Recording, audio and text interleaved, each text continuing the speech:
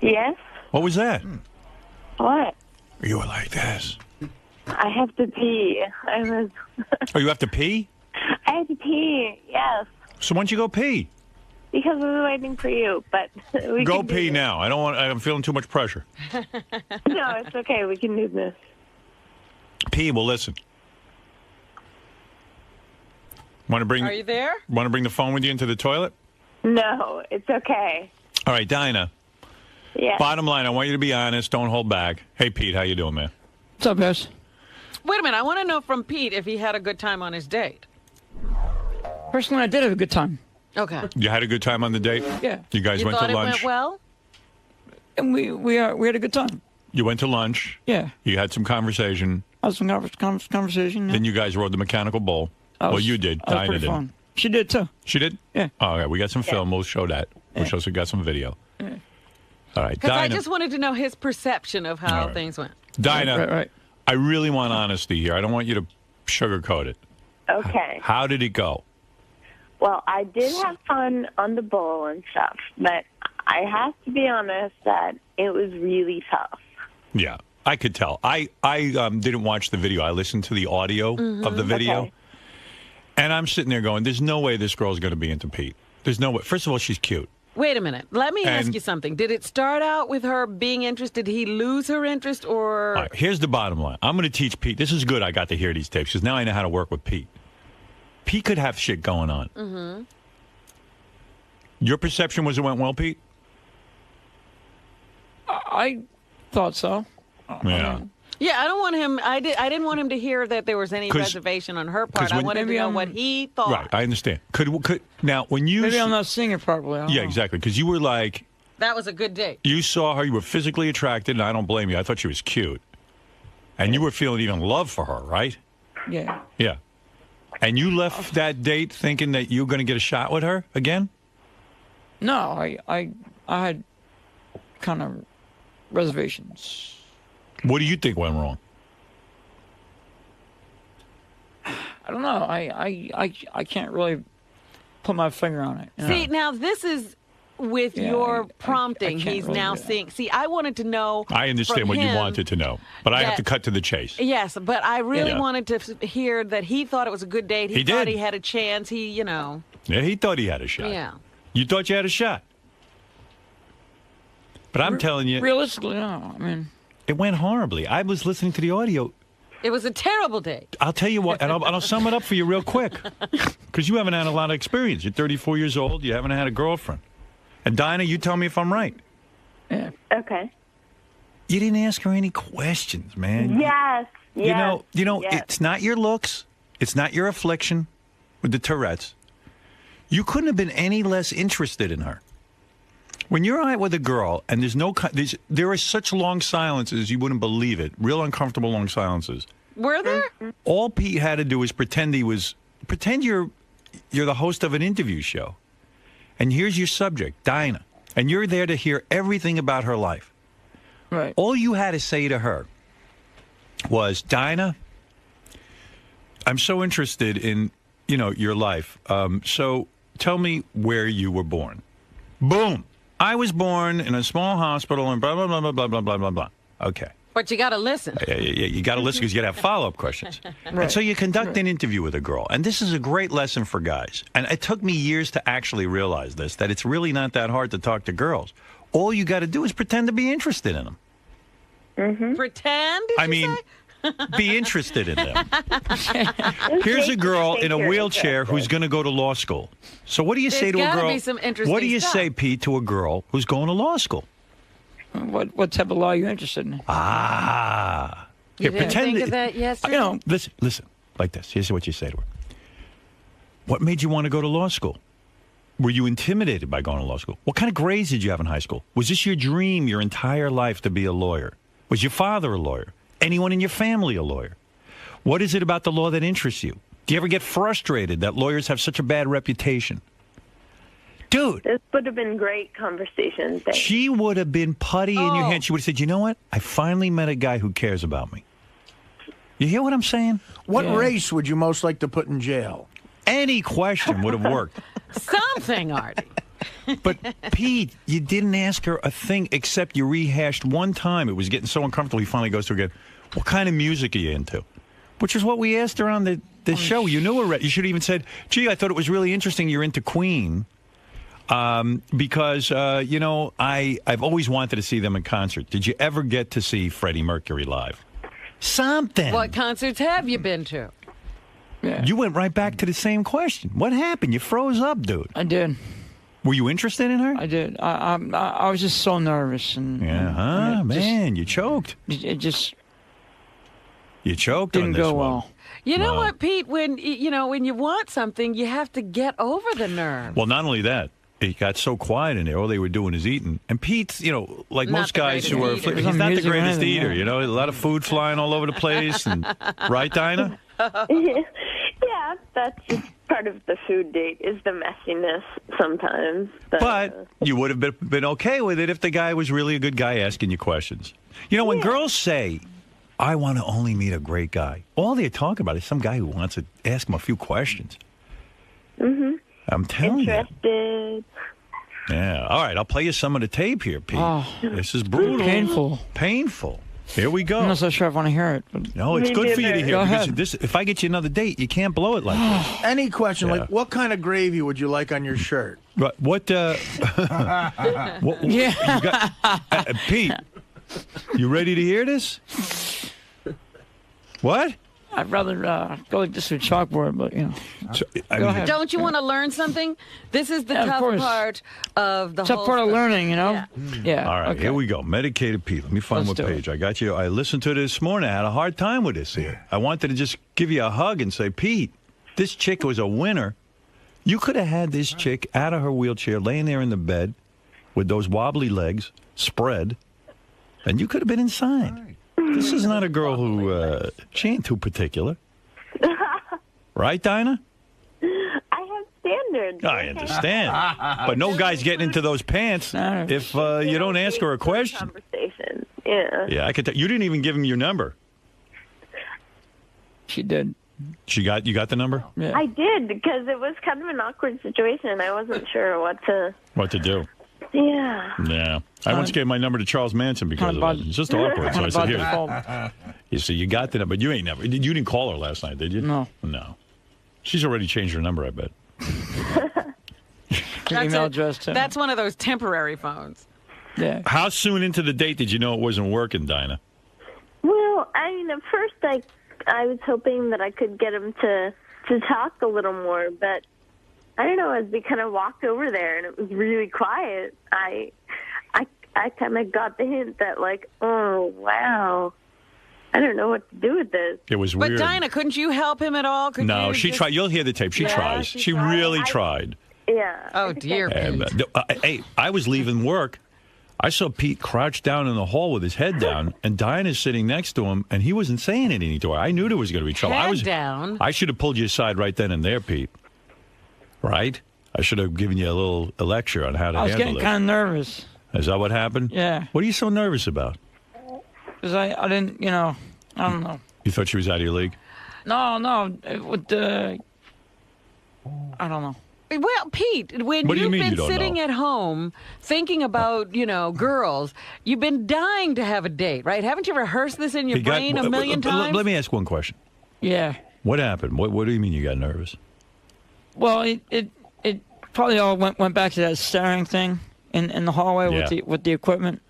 When you were staring? And I saw you walk by, so I kind of wanted to not rehash that a little bit, What are you talking about, Howard or the girl? Howard. What did yeah. I do? We're I talking was leaving. about the girl. No. Like I said, it all came back to that staring thing when you were walking down the hall, So I was. I don't know what you're talking about. All right, here we go. Here's Medicated Pete's date. But I want to know, didn't you ever All right. think about what a date would be like and what a great date? Obviously you not. were dreaming about a date and All right, let me get to Then the you tape, just brother. blew it. Let me get to. Okay, check this don't audio. rub it in too bad to him. All right, he knows he blew it. I'm explaining it to him. Medicated Pete. Here's his date. There's a lot of eating going on. What'd you order, by the way? Hamburger. Hamburger ain't for you on a date. Ooh. What you got to order is a glass of water. Tea. And tea. Tea and water. That's your meal. Not You should even get soup. a pedophore. All right, here we go.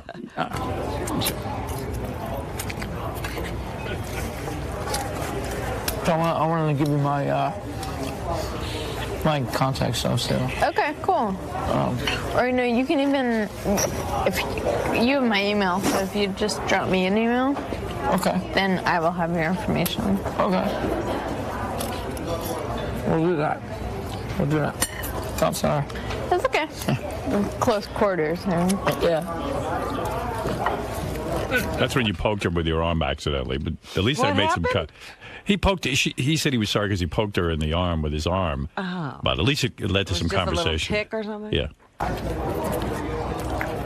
There's some stuff in here.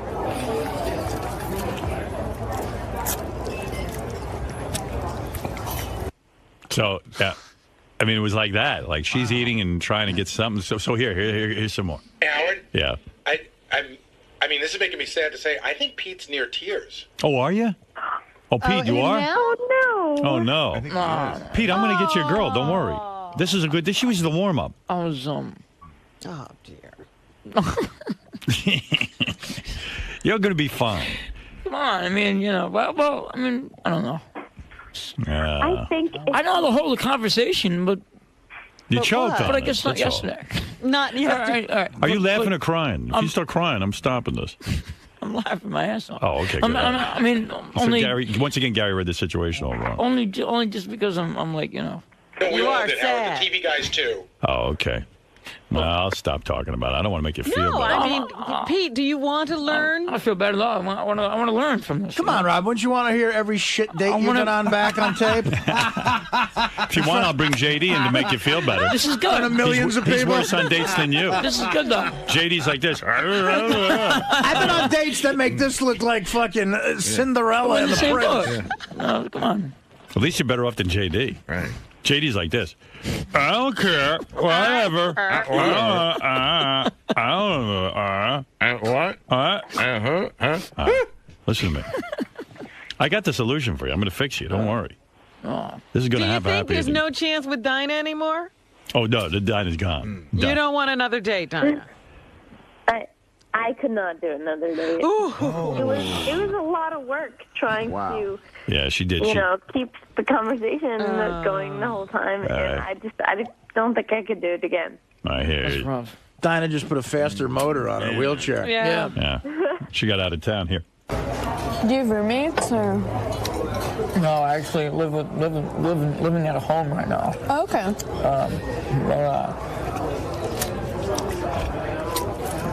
A lot of my classmates, so now that they're going back to school, they live at home, and they always say it like, I'm living at home, but it's like, yeah, but you're saving so much money. I'm so jealous. Yeah. That's yeah. That's a good thing about it, though. Yeah.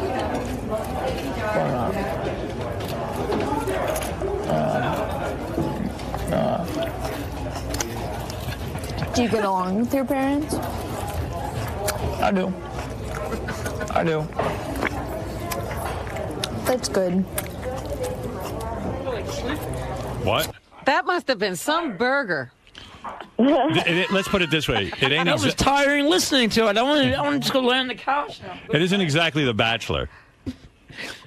Oh, Pete, Do you have what are you roommates, or- thinking? Listening to myself No, is I actually horrifying. living at a home right now.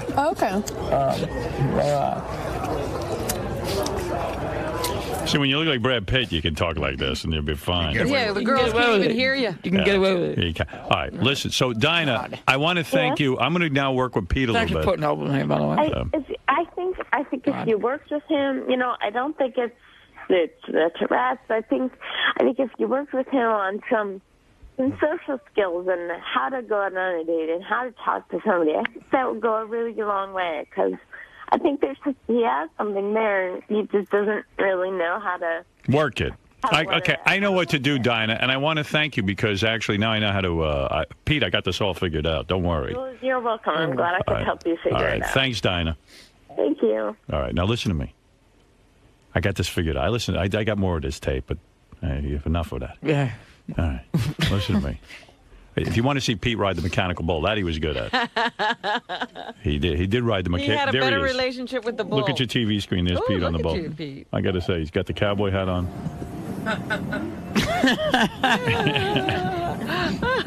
That I got to admit, you did well. There's some place like that in New York. It takes balls to get on that thing. Oh, my goodness. It's over, Pete. That's it. Pete froze. Cool. Nice. Yeah, Robin, do you ever walk around New York and see someone who looks like an asshole? That's where they go. All right, so Pete, here's what I figured out. I got this figured out. The way you're going to score with chicks, you just got to pretend you're me interviewing a chick. This is going to be the key. So when you go on the date, you're no longer you. You're me. I'm you. You're Howard Stern of the Howard Stern Show. And now you're going to engage these girls in conversation. Okay. All you're going to do is ask questions about them. That's the only pressure you got, to think up questions. Just ask questions. Think about Dinah. What's But her thing? don't She wants to be a grill them. lawyer. She wants to be a lawyer. So, yeah, Robin's right. So she wants to be a lawyer. You go, hey, so what type of law you want to practice? Then let her talk for a while. Let her talk herself silly. These girls will talk for fucking 2 hours when you ask them a question. They're so starved for daddy. Well, actually, Howard, there listen is to a me. little bit more to a conversation than just Hold one on. Would question you let and me them finish my talk. advice? This is man to man. All right, but you're steering him wrong. No, Man to man. Man to man. You're Man. steering him wrong. Man. She's a girl. She doesn't know. Listen to me. All right. Sorry. Listen, I'm no beauty. I get girls in bed. Here's what you do. Then when they talk for a while, you Yeah. listen to them. And you pick up on whatever they're saying. And then you ask a follow-up question. So she goes, blah, blah, blah, blah, blah, blah, blah, blah, blah, blah, blah, blah. You don't even have to listen to every word. But you then also all of a want sudden, to you give hear, some information about yourself. Because Yes. there was a thing in the conversation when Dinah's talking to him and she says, where do you live? He could have said, well, you know, where do you live? Do you have In your hell. own place? All right, You know, so- he never referred back. No, you should have said, can I then- live with you? Here, so let's listen. I asked Miss Howard TV to hang around. I know you ain't getting her. She's out of your league. She's out of my league. She's out of everyone in this room's league. No one's getting her. No one's Yeah. getting her unless, I don't know. Unless you're 49 and Yeah, rich or something. kind of effeminate. Right. She's going to come in. I'm going to ask her to role play. I'm going to say, hey, you're on a date with Pete. Ask her about herself. And stick to that. And then, like Robin says, okay. She says something like, oh, yeah, I once interned for a TV show. Oh, yeah, I really enjoy my internship, you could say. In fact, I work with Scott, the engineer, that Jesus Christ, he's a real bear, to work with. Something. You could throw in something about yourself. Not too much. Yeah. And then get right back to interviewing her. All you got to do is interview these broads, and you will get a girlfriend. You do what we all do. Bash Scott the engineer on it. Right. Make yourself look better than other guys. I always put down other guys when I'm on a date. I always go, oh, that guy's an asshole, this kind of thing. Oh, yeah, Gangie's fat, sick all the time. Fred doesn't say anything. Benji, I don't know what he does. That kind of stalks thing. people. Yeah. You understand? Oh, Artie's on heroin. Fucking mess. If I even see that a girl's a little bit interested in Artie right away, oh, he's such a mess. I mean, he's involved with that mother and the sister and the heroin. And, Even if there's a chance. Right. Even, yeah. I mean, I'm not going to make any other guy look good. All right. You're God's gift to the world. These girls just don't realize it. Why do you think we're here? You understand what I'm saying? I understand. So when she walks in, I mean, become a new man. You're on a date with her. Where is that Miss Howard TV? Bring her in here, Ganji. All right? Let's pretend I never interviewed her. I need you to help me with an experiment. Look at this brush roll. Yeah, all right. I'm Howard Stern. Well, you're No, you. you don't have to say Right? Don't tell the girl you're Howard Stern. She'll have you committed. All right. Her name is, what is your name again, please? Rebby. Rebby. I can't remember. I think it's Reby. Right. Her name's Rebby, Rebecca. I need you to help me with an Reby. experiment. I don't know how much of this you've been listening, okay? Yeah, I have. Okay. I'm trying to train this guy to at least have a conversation with a girl. Okay. All right? You're pretty intimidating, this and that. Would you pretend you're on a date, a dinner date, and he has to talk to you? Sure. All right. Thank you. Okay. Okay. Hey, Pete. Reby, how you doing? Revy, how are you? You're very beautiful, by the way. Thank you. That's very sweet. You're welcome. So what made you get into this penthouse thing? I've never done Penthouse. All right, give him a chance. He's warming up. This is all new. Go ahead. I've done Playboy though. You which like is- this whole modeling career then? Yeah. Yeah. Pretty much. What made you want to do it? I thought that modeling was a way to be able to travel. I really like traveling, so. I'm not a freaking model, I can tell you that much. So I have to give you credit for that. That's okay. I'm sure we'll have other stuff in common, right? Could be. But what do you like to do? Kind of interesting, you know. I'm kind of a guy who likes to chill out. Go look at sporting events and stuff, and listen to music. Just ask her questions. Now you're getting caught up in you, and that never goes well. You have nothing going on. So what do you like musically and stuff? I listen to a lot of classic rock. I like Queen and the Beatles. Let me ask you something. Why are you always asking about music? Yeah, that's just one question. Forget the music. And I know you like YouTube. Listen, I got to play a piece of his date. Hold on a second. I got to interrupt. Listen, again with the music. Every minute with the music. Listen. Yeah. This eating ain't pleasant. He's got to learn how to chew with his mouth closed. Lion. So you said you were into classic rock? What was that? Some music. I like Queen a lot. I like Talking Heads. Her too. I don't know. I don't think I call myself a classic rock fan, but I don't know. I don't really have genres that I like. I just have individual. Yeah. You know, but I don't know. Anything you can recommend to listen to? Well, like I said, I'm a big YouTube fan. So especially a couple albums. Which ones? Because they have a lot. Yeah. They've done. Right, listen, that music thing is lame. These chicks don't care what kind of fucking music. Listen, only ask her questions. Stick to that. Now get back to the date. So what do you like to do? Like to hang out and stuff? And I don't usually go out, but I like to go to Giants games. Like to drink? Do I? You're not listening. Yeah, you got to let her finish the question. Let her answer and then respond. Yeah. I'm not a big drinker, but I like to go out occasionally. Do you like to drink? I like to go out. Not so much drink, but you know. Okay. What Yes, you ran out of questions, didn't you? What else are you No. What else are you gonna do? No. Listen. Oh, listen. my God. Listen, you got to say to her. You could have said to her like this. Ready? Hey, I heard you talking to Howard before. That whole thing with your parents. How do you get along with them after they committed you to a hospital? She'll talk for fucking 20 minutes. That's true. She's waiting on load. She needs someone. Do you think anyone's listening to her? These guys all want to get in her pants. You're listening. And you spoke over a key thing. She said she likes to go to Giants games. A hot chick who likes Giants games. Get into... All right, listen to me.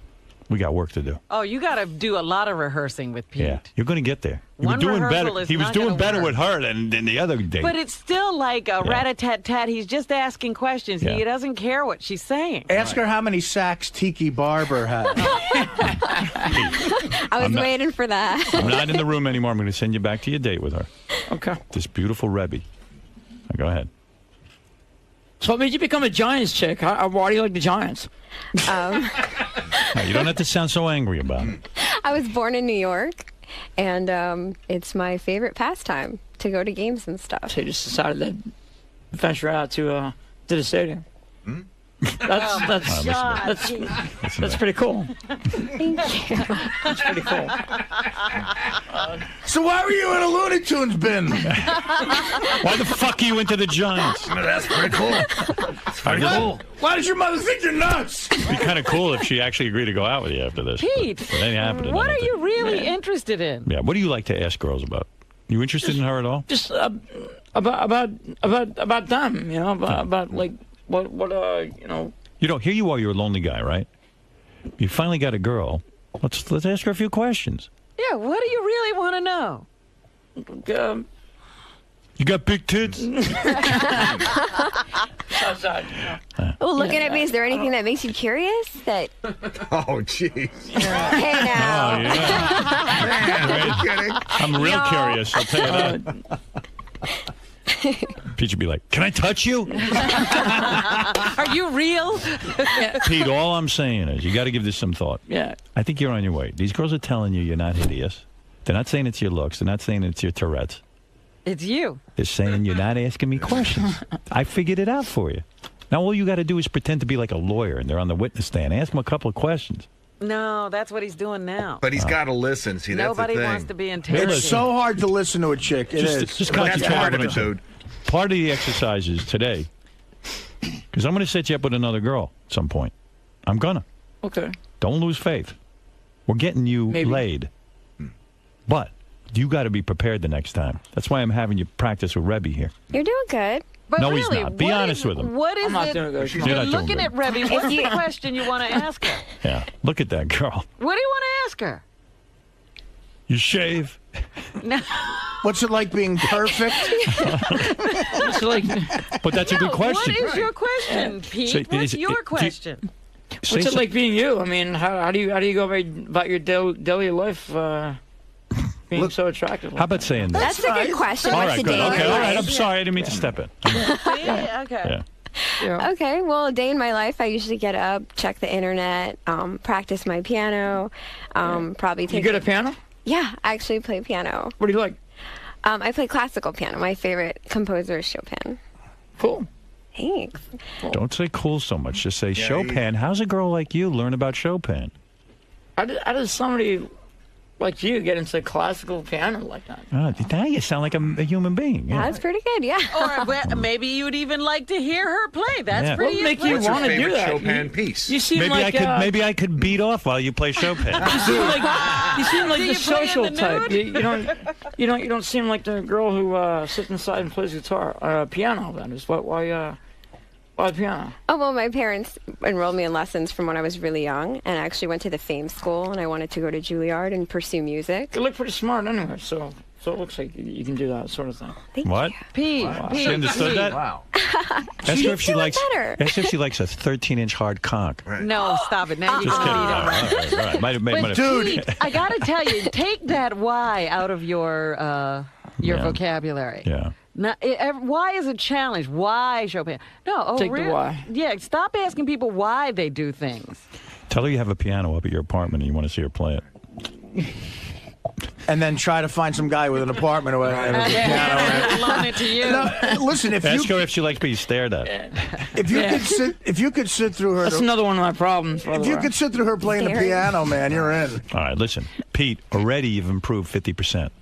I think so. Yes. Compared to that date, you've improved 50%. By the time you're doing your next date, I'm going to have you up to 100%. Who else can we have in practice with? I'm gonna do a couple of easy ones. Yeah. Next person you're gonna practice with. This is on tomorrow's show. You're gonna act like you're on a date with Wendy, the retard. Now the reason I chose her, That should be a slam dunk. gonna be a slam dunk. That's She's gonna be the appreciate easiest. anything you Yeah. say. An easy one. That's gonna be easy. Then I'm gonna stick you in a room with Lisa G, who loves to talk about herself. She might be too like, hard. like, no, she's easy. Really? You ask Lisa anything, she She'll can talk just for go. an hour. Yeah. You know. And I know you might actually even get Wendy the retard. But you might need to take no dose. But I'm telling you, Rebbie's tough. Rebby is tough because, you know, she's kind of intimidating. You know what She's I mean? exciting. Yeah. I mean, look, none of us are big shots here. We'd all be nervous talking to this Yeah. chick. And you did all right you with her. gotta know how to do. Yeah. And she's actually like if it Very was over- sweet, yeah. Right. She's a giant fan who's into Chopin piano. She's giving you a million ways to Right. ask about herself. Chopin. She How went did you? to Juilliard. You just say, "Oh man, how do you? Did you took formal training? How long? You know this kind of stuff." Right. So She's gonna fall Yeah, in you love could with even, you. I don't know that much about the classics, but you know, it seems hard to play that stuff. I'd love to see you play. Yeah. And then you got to sit through her playing. That's gonna suck. Hey, look at her. He'll be able to do it. Yeah. He's a music fan. I can tolerate. Yeah, you could tolerate sitting there listening to that music. Absolutely. Chopin, you could say Chopin's my favorite vodka. Yeah. I know You that know what? guy. Ask He her if makes she a good likes. vodka. Ask her if she likes guys who go to dinner with her and chew with their mouth open. Yeah, I got to work on that one. Yeah. Thank you, Rebby. All right, thanks, y'all. Thanks for Good luck, helping. Pete. See you later. Okay. Oh. Bye. Can I pretend to be on a date with Rebby? Thank you. Pete, you just got a kiss. I knew it. Just because you acted interested. I like you. How about that? Yeah. How about that? She liked it. Do you think? Did you just any come of in your this pants? Get through I to did you? not. All right, good. I did not. Did any of this get through to you? Are Yes. you hearing what we're saying? He's got it. It did. Like shit through a goose, Robin. No, I All actually. right. Tomorrow I'll have you interview Wendy. You know, you'll talk to her. You'll pretend you're on a date with her. You're not going out with her. And then Lisa G. And then you're going to be ready. Then we're going to set you up on a date, and you're not going to blow it. Oh. You just need to practice. You've been So rusty. it wasn't the fact that I had Tourette's at all. No. Zero. That has not been holding you back. I now figured out what's holding you back. I mean, You. that's good news, right? That's Not- good. not Tourette's. I mean, sure. Yeah. I can think Quick, myself. I'm a hot chick. You're on a date with me. Ask me something. What's going on? Oh, God. No. Hi. Hi. How are you? That's rough, man. I saw you riding the mechanical bull over there. Looked like you wanted to say hello to me. You're so beautiful. Thank you. You know? Thank you. Why do you want to talk to me? Oh, God. Okay, listen, Pete. I'm gonna do the harmonies. I get that Y thing again. You know, Yeah, Ralph, go ahead. And then Yucko's coming in. Go ahead, Ralph. Yes. I have some advice for Pete. I think while he's still working over there on the Howard Stern show, he should stock up on porno because he's not getting laid. It's a lost cause. What's with your voice? He's sick. Is he sick? Yes. Yeah, I got a little. I don't know. I don't feel sick though. I don't know. I keep. I don't know. Whatever. Stay but quiet. really, Pete, how do you blow it with a chick in a wheelchair? I mean, that's almost impossible. I know, man. It's all right. He blew Kicking myself But now. what happened between? Seriously, what happened between? You were on the show. You were all amped up. You're handing out roses. You were sort of fun and stuff, and then you completely shut down on the date. I froze up, man. He froze up. You can't give a guy a hamburger. Well, yeah, you know what? how's he going to get unfrozen? You know, Howard, when you're sending this guy out on a date, send him out to a bar and drinks. I mean, who gets laid with eating a hamburger? Well, Ralph, the girl had to go back, and we had to get it taped, and so he got a lunch. Who knew he didn't know how to eat? Yeah, but, you know. You could pretty much tell. Come It should be on. a martini lunch. No, but Yeah, from now on, you just drink. That audio sounds like when like on the Animal Planet, like lions make a kill and they're You don't even know. I mean, some of it. they're eating a wildebeest. Ripping it to shreds. I mean, don't eat, drink. That one episode where the lions take down an elephant. Some of that conversation was brutal. Yeah, preferably have the girls drink. Yeah, you need them to drink. We have something in common, you know. With having like a disability and something like that. Right. So I think we can relate to each other, you know. You know what I'm trying to say? Yeah. I definitely understand. And I also just got enchiladas, so that's all for me.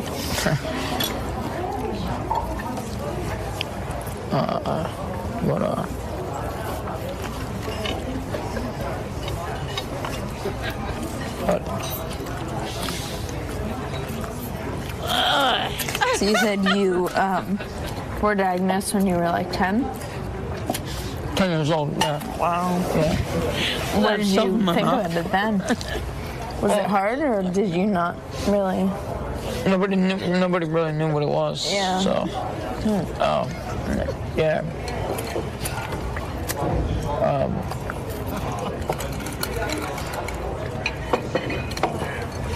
Nobody really knew. I thought it was like schizophrenia or something like that. Or, All right, listen to me. I need a drink. You're on the. You got it. You're almost there. That's great to listen to. That's fantastic. It's fantastic. Listen to me. This ain't gonna be easy. That might be the funniest. Are you crying? I'm laughing so hard I can't even take it. The missing thing is booze. That's so great, man. Pete, listen to me. Oh, God. You are a charming guy. I love you. I want to see you get. I do. I've really learned to love you because when you first came here, I didn't know you. I didn't know what the fuck your story was. And then I got to know you, and I love you. You are a charming guy. You just got to have some confidence. What is your evidence? And what did you say, Robin? I said, what is your evidence of that? What did she say? What is your evidence of that? As she's twirling uncontrollably. Oh. What do you want? Sal's got advice? You can't beat. I think I got something good. How about we give Pete an earpiece and feed him the lines? No. He's got to learn to fly on his own. Impossible. He's got 2 broken wings. Cyrano de Bergerac over here. Put him in a cage? All right. Listen, No, Pete. really, you're telling Pete he's a charming guy. What is your evidence? Because I've talked to Pete on the show, and I know he's a good guy. And he is going to... We heard the real Pete. There is a girl for every guy. Pete, tomorrow you're going to be on a pretend date with Wendy the retard. We're going to start out slow. You're going to ask her a couple of questions. That's going to be... You talk to her. Okay. That's all you're missing. It wasn't your Tourette's and it wasn't your looks. That's the good news. That's the good news. Her interests will be different than Rebby's. Right. Yes. Yep. That's okay. All right. What do you like doing? It was a first date. Can I make another suggestion, Howard? Don't keep asking what kind of music she likes. I hate to say this, it sounds a little scummy, but you got to lie your balls off, too. That's you right. got to bullshit. Absolutely. Sal's got it right, Pete. No girl would be with me if they knew the real me. You gotta lie your balls off. Right. And they believe it. Is that what you got to do? Yeah. Yes. His wife knows He is the real right. him now. Yeah, look now, at his poor now wife. His She's wife, trapped. his wife married him. He got the real Sal now. And she wants to fucking kill him. She can't get out. Right. Look at Benji. Benji gets laid, right? Yeah, Benji gets laid. You're better looking than Benji. I was at a strip club one night, Howard, and this beautiful girl, Pete, I swear to God, I swear on my children, she comes up to me, I see Benji throwing the raps on the chicks. Right. All of a sudden, this beautiful stripper comes up to me, and I want to brag on Benji's behalf. I even want to bullshit for my friends to get him laid. And I point to Benji, and I say to the girl, hey, do you know who that guy is? She goes, duh. He wrote Madagascar. He's good. He's good. Now, Benji could teach you. And that was it? Yeah, that's it. It was in? Yeah. I came up with the part where the thing says, I got to move it. That's my favorite line. I once made out with a chick in L.A. She was a German chick. I told her I wrote Jurassic Park. Yeah. Oh, yeah. Just... Even like I see, like you played out on him? You like to wear military outfits. Tell them you're in the army, and you know. So you played out on him? Special forces. Anyway, I got to get to Yucko. Howard, one more line of bullshit. You know what I do too, Pete? You have to do put fake celebrity names in your BlackBerry, and then have your buddy call that number. Like I put Lars Ulrich in my BlackBerry. So if I'm hanging out with a chick, my phone rings and go, oh, it's Lars Ulrich. You're talking advanced stuff. Real advanced. Lars Ulrich. You're talking grand larceny, Sal. Quick question for you, Pete. So the guys are telling me that you went to do a comedy show with Shuli, and there was a girl there, and she was talking to you, and she wanted to take you home to her house. What happened? She, apparently she liked my stick. No, but why didn't you go with her? What? I probably blew it. No, but I mean, but what made you, like, when she said, hey, let's hang out, let's go, what went through your mind? I think she might have been playing around or kidding around or something like that. Nobody thought she was. I did, though. Huh? Right. Yeah. Yeah. He could tell me. I blew it.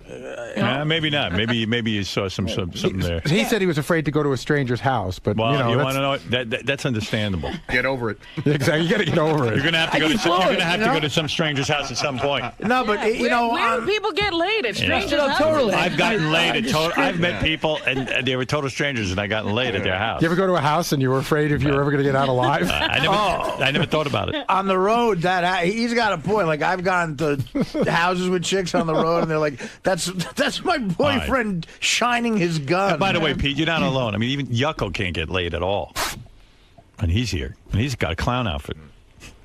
He's happy. Yeah, look at his handicap. Right. All right. So anyway, you'll be all right. You've got to learn to ask questions. That's it, and you will be on the road to getting laid. Okay. That's my advice. All right. I see it as a positive. I will take that and. All right. Yeah. Thank you, Pete. You know, it's a good bullshit when she says Chopin makes it. You go, mine is Stravinsky or something. Like, When you do the pretend date with Wendy the retard, first question, what's it going to be? Why are you the way you are? No. Why again? Too vague. Why? Too No, vague. why? You think she's retarded? She can't hey, I heard. What are you into? What are you interested in? No. You go like this. Hey, Wendy, I heard on the show you like to stick tomatoes up your ass. Oh, God, help. Why do you like that so much? See, That's crazy. That shows you know something about her. Howard, why are you? You're going to keep him from ever getting No, I'm laid. not. You are. What's it like when a tomato's in your ass? does your bush have any shit in it? Yeah. Don't listen to them, please. I know that Wendy's nobody to practice. I hear your enormous bush sometimes gets shit caught in it. By the way, Pete, you're getting advice from guys who never get laid, so don't just realize. We just think we're a little better than you. Dude, not much, but a little better. We're on the radio. Yeah. No reason I get laid. I got this job. Trust me. I wasn't getting laid either. But guess what, Pete? You're on the radio. Yeah. So now you got something going on. Right. All we got to do is tune you up a little bit, and you'll be getting laid. Slight tune up, and you're there. Okay? You hear what I'm saying? I'm actually kind of impressed that none of this is about my Tourette's. This is cool. Tourette's isn't your problem. You have other problems. Because listen, quick, 2 seconds. I've had this problem all my life with the Tourette's getting in the way of everything. So this is cool that I'm actually looked at as being like a normal guy. That's awesome. Honestly, I'm not even sure you have Tourette's. It doesn't seem like you all that much of a Tourette's. You don't yell out dirty words or anything. It could be a lot worse. Yeah, you know, you could be one of those maniacs who yells out the N-word when you're in a room full of black people. Could be, yeah. Yeah. So, you ever see these guys? A guy walks in a room full of black people, nigga, nigga. That's sallow. You know, I mean, that's crazy. You know what I mean? So, honey, who's your favorite composer? Guinea! So, you're way ahead of the game. All right, now get out of here because I can't spend the whole show on you. Yeah. Oh, we could, but... Yeah, I mean, we could, but I promise Yucko he could have a slot. All right, man. All right, thanks. Talk to you later. You'll be all right, don't worry. Whew, I love to hear him eat. Let's think of more reasons to get Rebby back in there. Aw, that was fun. How do you think Pete did? He's cute. He's just really shy. I think he needs to work on making girls feel more special, because girls are easy to please. I think he'll do all right. Howard's a good coach, sometimes. For the most part. Was he making you feel awkward? Pete? Yeah. No. He cut me off a few times. Yeah, he doesn't listen. That's okay. Pete, so the date didn't go too well. Didn't go well, but I got a lot of good advice from the big guy in there. Yeah, so. what do you take from this advice? What are you going to do differently? Well, I'm going to apply it. You know, I'm going to definitely come back with the positive, more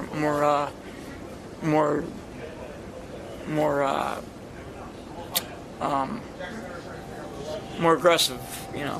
What about lying? They suggested lying. Suggested lying as being part of it, and I'll take that. I'll take that into account too. And now I'll definitely bullshit some stuff, and I'll see what I can do. You practiced a little bit with Rebby. Did that help boost your confidence at all? It did. I'm a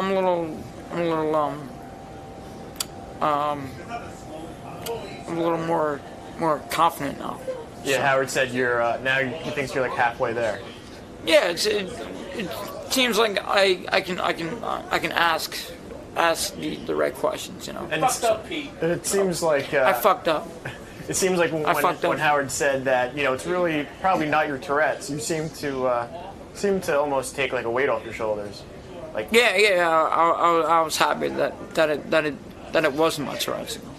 So that was actually something else. So it's not the Tourette's you have to work on. It's just, you know, you got to come out of your shell. Yeah, and I think, you know, there's a chance there, you know. And you have some more. You have another practice session tomorrow. Yeah. With Wendy. Yeah. So we'll see tomorrow how that goes, you know. Practice makes perfect. Yeah. All right, man. I wish you luck. Yeah. No problem, man. No problem. This is Medicated Pete, and I'm about to embark on my date. On the date. So. You ready to go? Peace out. Let's go. All right.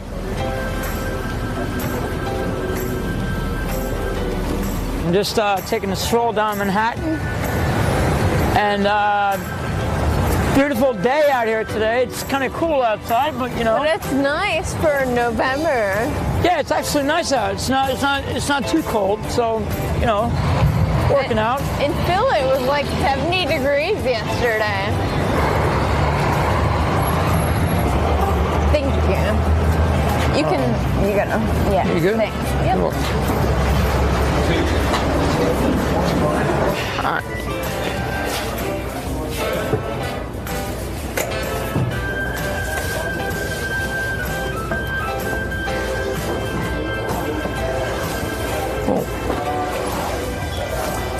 All right.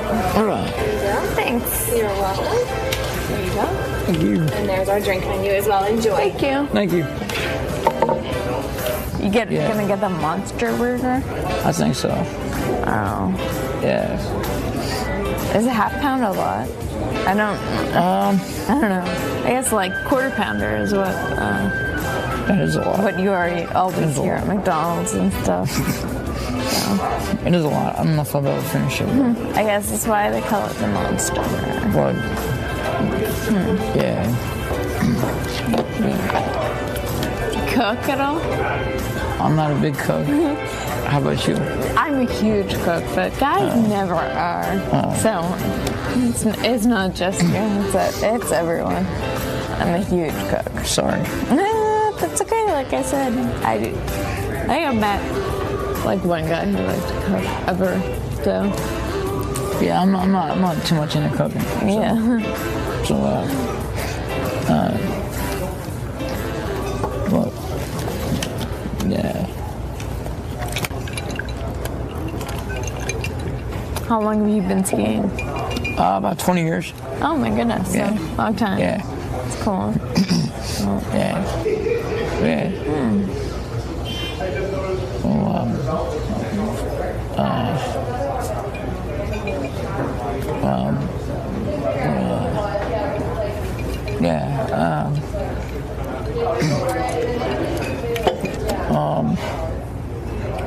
Let's take a Monster Burger. Monster Burger? You want Yeah. the medium well? Yeah. You want cheese and everything on it? You have licks first.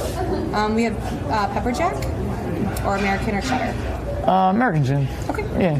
We talked about some sort of vegetable thing because I'm vegan. So. Okay. Do you want the vegetable burrito? Yeah, I think so. Except with none of the sour cream cheese. Okay. Sure. Anything dairy.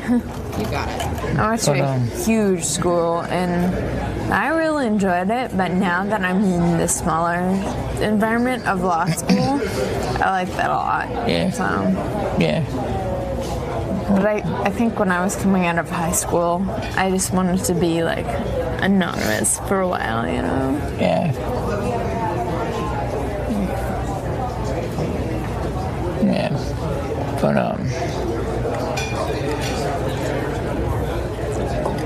yeah, Mrs. Giant. What's up? Mrs. Giant.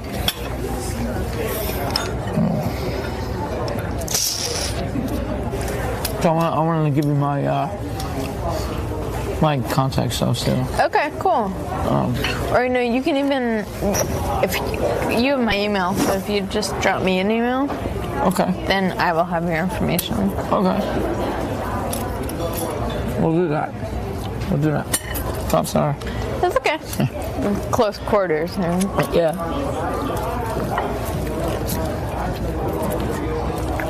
Do you have roommates or? No, I actually living at a home right now. Oh, okay.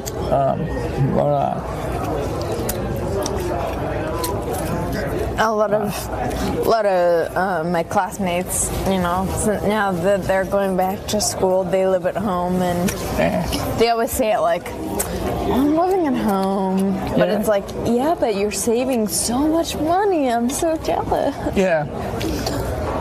That's that. Yeah. That's a good thing about it, though. Yeah.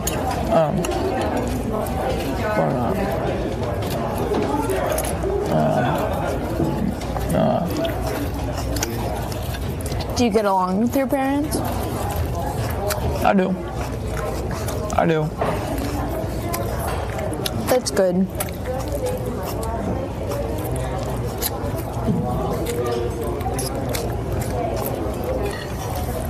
So you said you were into classic rock?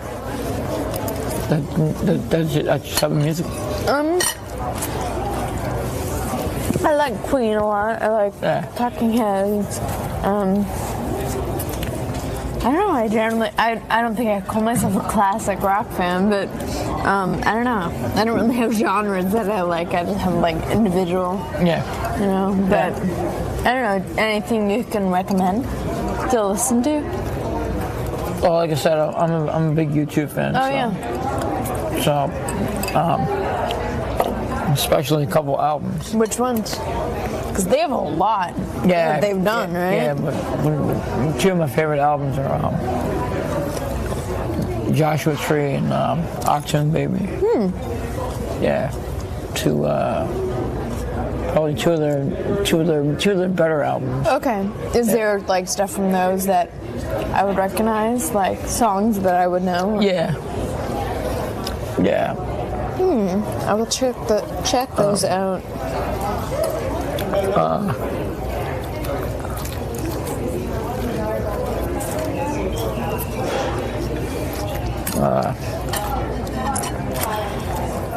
Think you're gonna finish it? I don't know. It's big. I know. Yeah.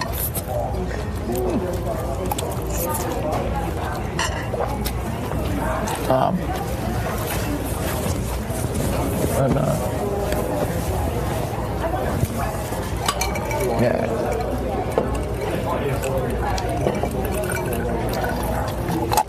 We have something in common, you know? With having like a disability and something like that. Right. So I think we can relate to each other, you know? You know what I'm trying to say? Yeah. I definitely understand. And I also just got enchilada sauce all over me.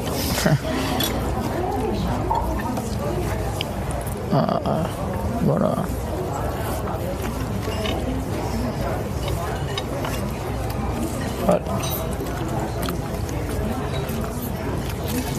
How you guys doing? Hi. How's lunch? Lunch is good. Lunch is great. You guys gonna want to ride the ball? I think so. All right, well, when you're done eating, come on over and we'll get you all set up. Oh, man. All right. Oh, wow. I think this might have been a better idea before we ate. You've done this beforehand. Yeah. Well, I don't know. I want to give it a try. So. It's gonna be flying around the bowl. I know. Oh, man. Well, let me know when you're ready to try it out. Yeah. I guess,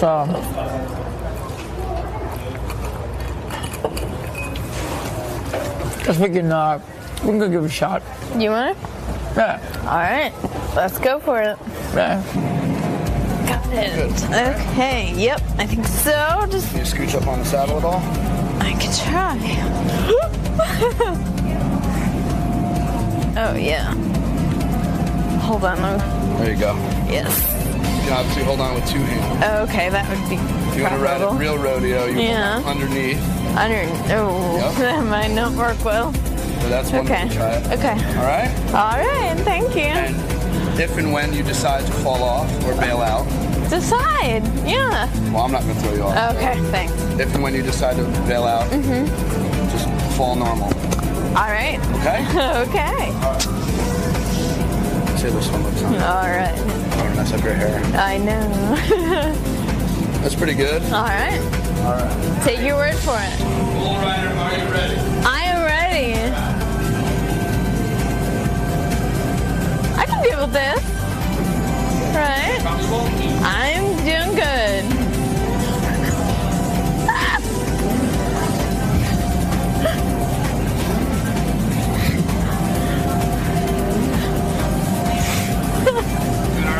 Yeah.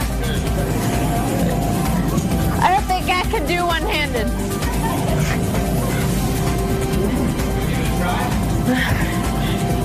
Yeah.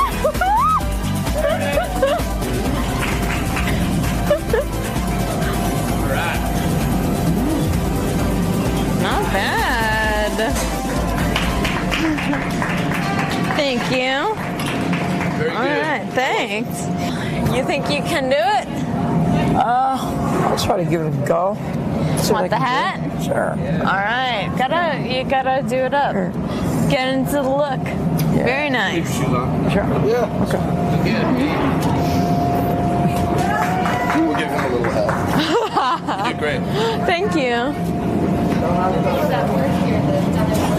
Yeah. All right. Thanks. Am I holding on to something or what? Yeah, there's a little strap. Fuck.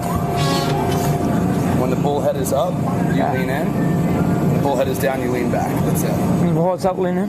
What's that? When the bullhead's up, lean in. Yeah, when the bullhead's up this way, I'll show you. We'll go real slow. It kind of makes sense. I'll guide you. You'll be all right. Yeah. Hello, Stern fans, and welcome to The Bonus Show, a weekly update of all the great behind-the-scenes moments you can't see anywhere else. I'm John Hein. And I'm Rachel Fine. Hey, that rhymes. It totally rhymes. How good are we? That's awesome. Our first story tonight involves the new guy in the hallowed halls of the Stern studio, 34-year-old intern Pete McHeffy. Now, Pete was brought on to assist Scott the engineer and is already making a name for himself. It has been confirmed through an appearance on air with Howard that Pete suffers from Tourette's. and has a problem with the ladies. Apparently, he is looking to go from afflicted to the one who afflicts. Watch this. After years of pranking, we've decided we're getting a little old. It's time to pass the torch down. We have found a protege, the funniest of the funniest prankers ever in the history of pranking. Prankster Pete! What's up, motherfuckers?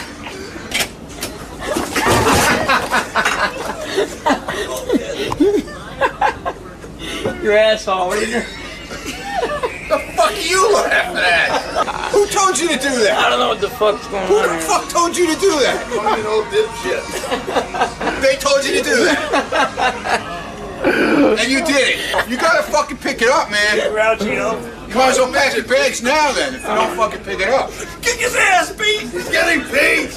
I ain't fucking cleaning it up. I'll tell you that right now. Ronnie, what do you think of Pete's little prank? Dude, I was pissed. If I didn't piss, I would have pissed. If I didn't piss, I would have pissed in my pants. What the fuck's your problem, dude? You're on fucking fire today. Exactly. I mean, look at you. You can't stop. Yeah, I don't know.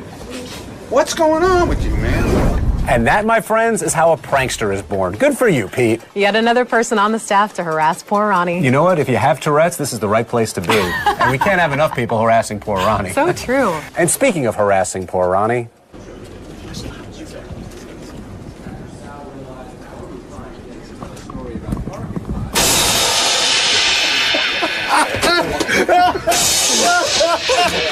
He hit it!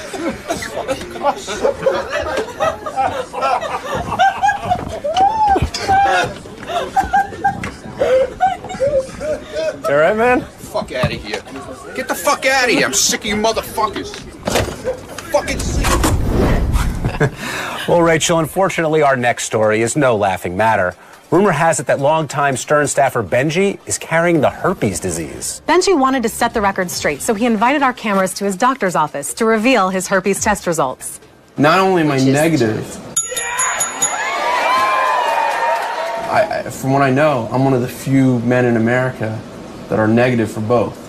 Oh my goodness. Well, okay. Well, I mean, in a sense, isn't it like something like 80% of the adult population? Yeah, it's about 75 or so percent, over 70% of the adult population have, by the time you become an adult, you're positive. So over 70%. You can kiss a baby and give them HSV. That's why I don't kiss babies. Yeah, not kissing babies, probably a good practice across the board, Benj. Yeah.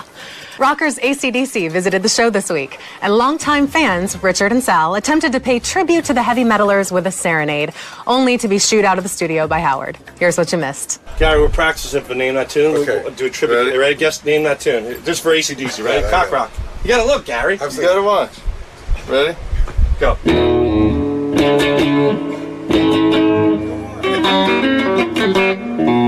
All right. Can we go play for AC/DC? Wait, Rich, take off all your clothes. Take them all off. No? Well. You being passive? No. Bring it back inside now. I carried it out. Wow, I can't believe he taped that pic to his prick. Yeah, well, I guess playing the drums with his penis would have been a bit obvious. It would have been just as ugly, too. And disgusting, yes. You don't want to look at that. I don't ever want to. No, it's gross. Part of the requirements to be Miss Howard TV, along with looking good in a bikini, is the ability to read. This Miss Howard TV passed on the looks, but reading was a different story. See for yourself. A frustrated Beetlejuice riffs with Howard about the rigors of starring. A frustrated Beetlejuice riffs with Howard about the rigors of starring. A frustrated Beetlejuice riffs with Howard about the rigors of starring. And finally, we have Tracy and Anne evaluated. Howard in a diverse or diverse? Diverse, either or, yeah, whatever you diverse? Want to either diverse or diverse. Diverse. So Howard and a diverse or right. Diverse. What do you think of Howard TV? We want to know. Tell me all your dirty little ideas. Okay, just one more time and just say you're saying ideas. Ideas? Yeah. Ideas. Yeah. Ideas? Yeah. Ideas? Ideas. Ideas? Yeah. Ideas. Wow, she had lots of ideas for making that segment work. That was really embarrassing for women everywhere. It was embarrassing for men everywhere, Rachel. Yeah, it was frightening. Now, Ronnie is known for many things, like being short, old, and, of course, most famously, losing his temper. Here he is on the wrap-up show, being all three.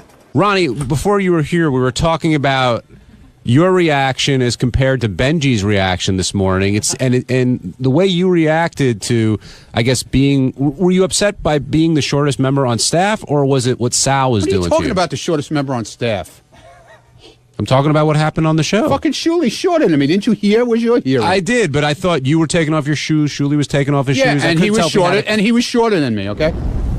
You can always count on a very calm Ronnie whenever he's on the wrap-up show. Continuing on the old theme, Jason had some sobering moments on the wrap-up show about Lisa G's lack of youth. Lisa, maybe the industry has just passed you by. Like, it sounds like you can't keep up with the new media. Maybe they just need to get someone younger and more aggressive on the red carpet. Where are you guys Well, coming it sounds from? like you're not so insulting. This isn't about me. It's about Howard and getting. It has nothing to do with Howard. Yes, it does. It's sounds his like news department. You are no longer aggressive enough to fight your way to the front of the red carpet. Jason, no, I'm serious. First of all, you wouldn't fit on the red carpet because you're so fat. You would take up 5 spaces. Jason needs to cut her some slack. She's trying to maneuver through a crowd with those 30 Ds. Rachel, clearly you don't work here every day with Lisa G. Okay, good point. Consider yourself lucky. Got it. Okay, wrapping up the wrap-up show clips this week is a lovely exchange between the ornery Ralph Sorella and a man who knows how to host the wrap-up show better than me, comedian Greg Fitzsimmons. Now, word has it that Ralph has been harboring ill will toward Greg for a number of years. In this clip, Fitzsimmons tries to get to the root of Ralph's hatred toward him. The last 3 or 4 times I've been on the show, you've called in and been really hostile to me, and I'm wondering if there's something underneath it. Honestly. No, honestly. I mean, don't fucking hide from it because there's something going on. You don't normally talk to me like this, and every time you call in, you got a big fucking problem with me, and I don't know what it is. I think in general you come off bad on the air, you come off whiny, and you come off like an asshole, and that's what I said last time. Yeah. When we were talking about all this stuff, and I just said, well, maybe you're just an asshole. I mean, with all this trouble you have, you're getting in fights on the street over because somebody waved at you the wrong way or something. And you were just talking about this autograph thing, and I think you're way off. You're insulting this caller who is a subscriber who pays money, and you're putting that woman down. I just think you're being an asshole. So you're the police of decorum on the Sirius network. I'm the Howard really judge. shouldn't. We shouldn't. Let's not respect Howard and Baba Booey's decisions on who should be on the show. Let's listen to the fucking dresser, the Ramon clone, who calls in because he sits naked in his fucking bed all day with nothing to do. John, you know what really bothers me about you? You constantly side stare at my boobs, and you think I don't know it. Well, from all of us here at The Bonus Show, thank you for joining us. Be sure to tune in next week for more Stern Show gems you can't see anywhere else. For John Hein, I'm Rachel Fine. Good night. Good night. Maybe I wouldn't side stare if you didn't wear such revealing stuff. Enough with the wardrobe, John. Okay, one free look. Go. One free look? One. Go. This is it. You get one and we're done. I'm a pro, Rachel. I don't need that. Sure. Thank you. Great. People say what it's like working next to Benji, and I say, you know what? He's my friend. Till the end. I don't care if he's late. I don't care if he can't get a date. And I don't care if next to Giuliani he wanted to masturbate. Because he's my friend. I like Benji. It's not popular around here, but I like Benji.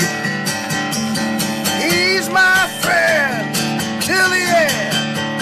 And I work next to him and a guy named Fred. And people say, what's it like? And I say, I love it. Because Benji looks like a fat version of John Lovitz.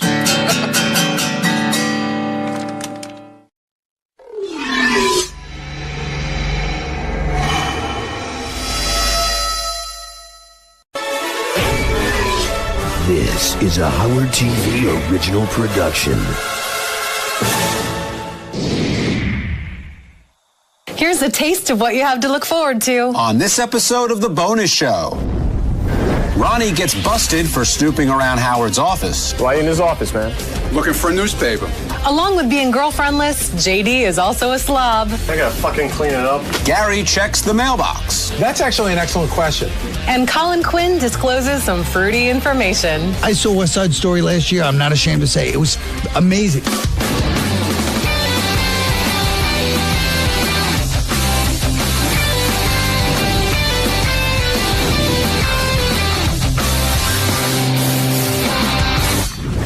Hello, Stern fans, and welcome to The Bonus Show, a weekly update of all the great behind-the-scenes moments you can't see anywhere else. I'm John Hein. And I'm Rachel Fine. Now, some people aren't smooth with the ladies. Others have no social skills, and some are just messy slobs. No, I'm not talking about Johnny Hein. I'm talking about this guy. JD has got all kinds of fast food wrappers and stuff in the garbage pail. That's got to attract bugs, and now the ants are coming in because of JD, I think. That's my theory. This is what I had for dinner last night. It's an empty soda and McDonald's. But you know what? Maybe I'll just go. Should I just throw it out in the kitchen trash can? Yeah, like he was. You could open the door, asshole. So, JD. Yes. Does it typically smell in your room? Huh? Does it typically smell from all the fast food stuff? I don't think so. Garbage? No. Have you noticed any bugs in the area?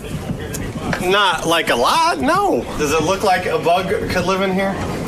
I gotta fucking clean it up. Damn it. Way back when, before Seth MacFarlane was Seth MacFarlane, he was being pitched to be a guest on the show. That's right. And some of the staffers loved him so much that they would have done anything for Howard to have him on the show. Anything. The Howard Stern Show Creative Meeting. We've been pitched this guy a bunch of times, the guy that created Family Guy, Seth MacFarlane. Right. That religious group that went after you went after him like 2 weeks ago, and his statement was, suck my dick, back to them. That was his press release to them. I'll suck his cock. I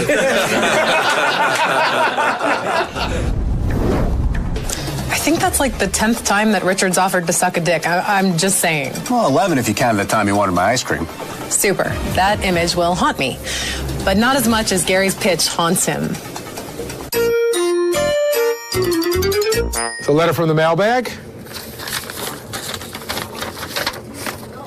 John from New York says, did you stay and watch the whole game after you threw your pitch? That's actually an excellent question. I did stay and watch the whole game. I made the pitch before the game. I knew it was bad. I went up to the suite, thought, okay, I embarrassed myself in front of the whole stadium, but who else will know besides that?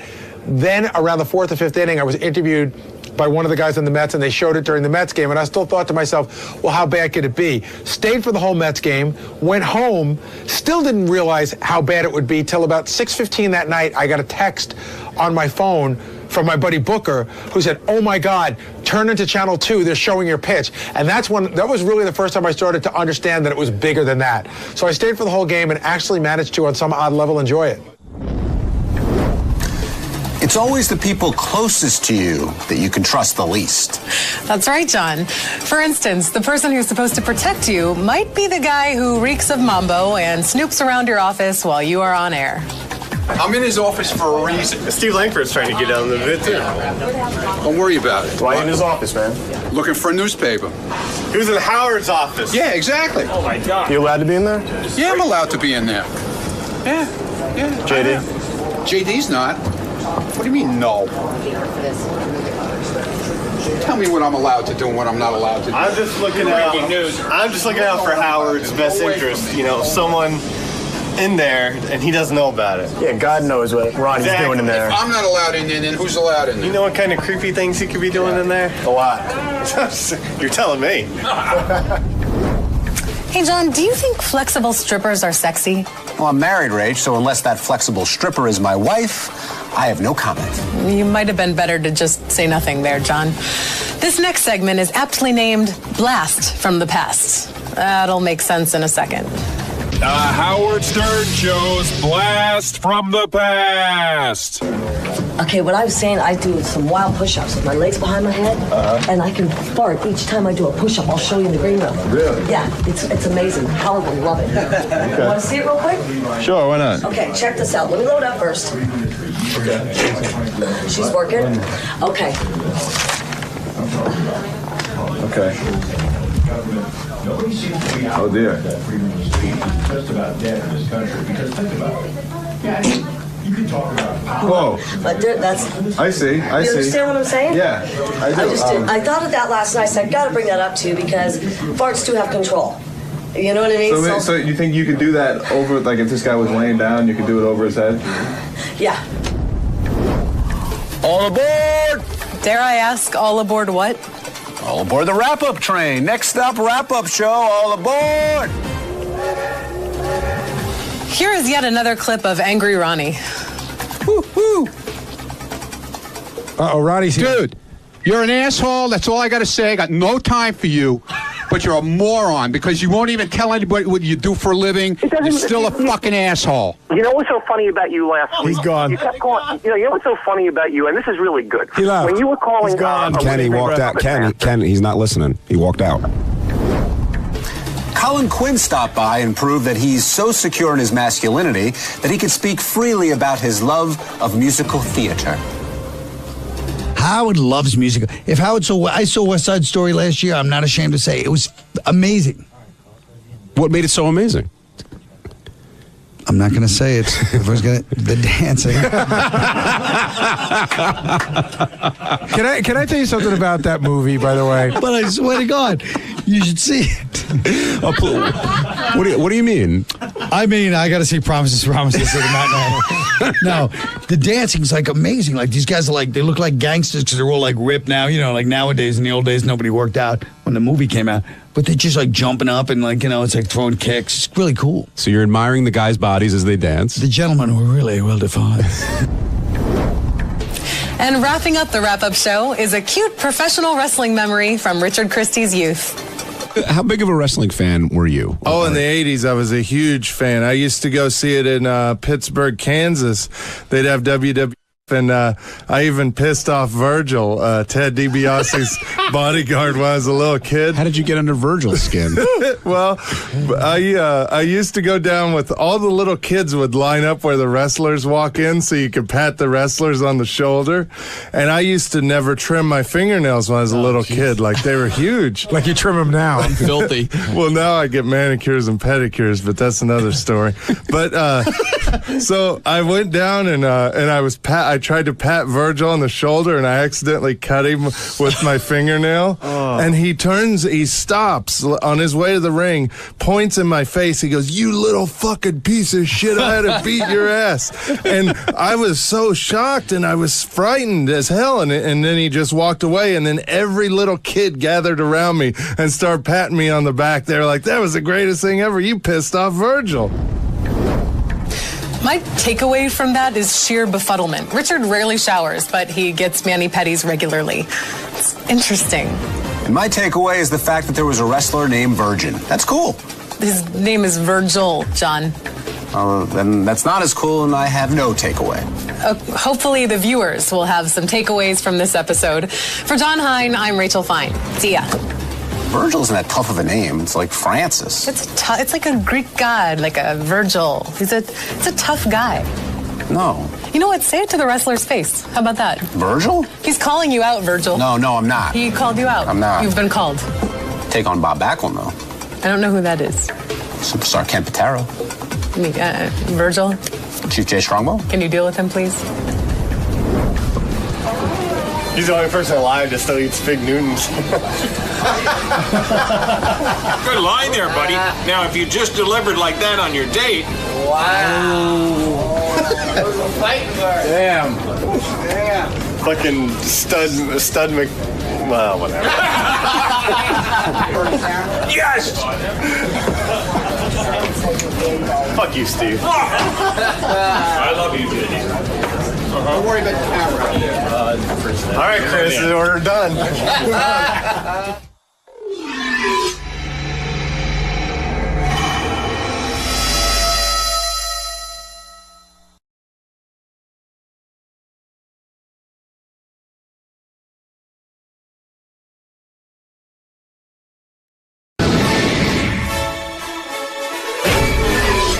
This is a Howard TV original production. Here's a taste of what you have to look forward to on this episode of The Bonus Show.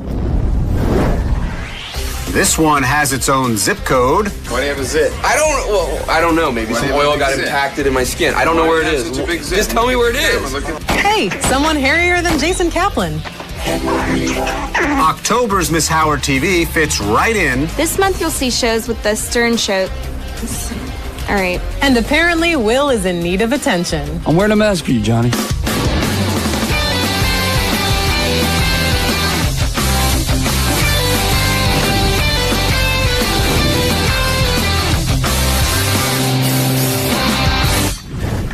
Stern fans, and welcome to The Bonus Show, a weekly update of all the great behind-the-scenes moments you can't see anywhere else. I'm Rachel Fine. And I'm John. What, no last name this week? Rach, you're a cute kid. When you get to my level, you don't need to rely on the whole name. They know me. Okay, must be awesome to be you. It is. Well, while my co-host revels in himself, we'll begin the show. I guess Benji is so stressed out about getting to work on time that he's starting to break out. Oh, Benji, when are you going to catch a break? Why do you have a zit? I don't know. Maybe some oil got impacted in my skin. I don't know where it is. Just tell me where it is. Look at the reflection in the camera. Right on his brake light. Oh, yeah, Ben, look right in the camera. All right, thanks. Reflection. See it? Where? I really don't. I believe you. See a reflection. Oh, it's a big No, I believe you. Oh, gosh, yeah. Oh, pop No, that. that's not. Oh, That wasn't a zit. It was a piece of skin. No, it was a zit. No, it wasn't. Look again. No, it wasn't. Oh, that's gross. I have flaky skin sometimes in the morning. Really bad. No, it's not. It's not. I have zits. You have zits. I can show zits on you. I get once. Okay, let's show the 6 spot again, months, Chris, maybe. and claim it's a zit. That was a zit. I'll show the spot again. Here's a zit expert on our show. Ask her.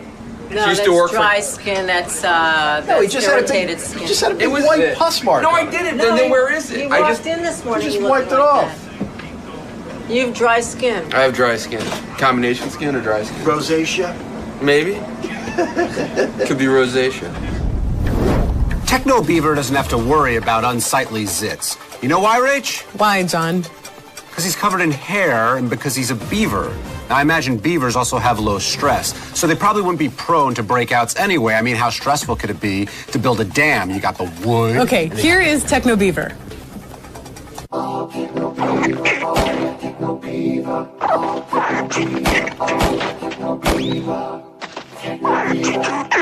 Hey everybody, Techno Beaver here, showing you the coolest new products that you can't get anywhere till you hear me talk about them.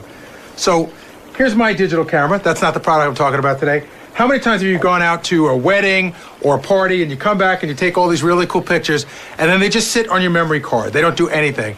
And then you go again, and before you know it, you go to a party, your memory card's full and you're like, damn, I gotta delete a bunch of pictures that I like. Well, the folks at a company called iFi came up with this memory card right here.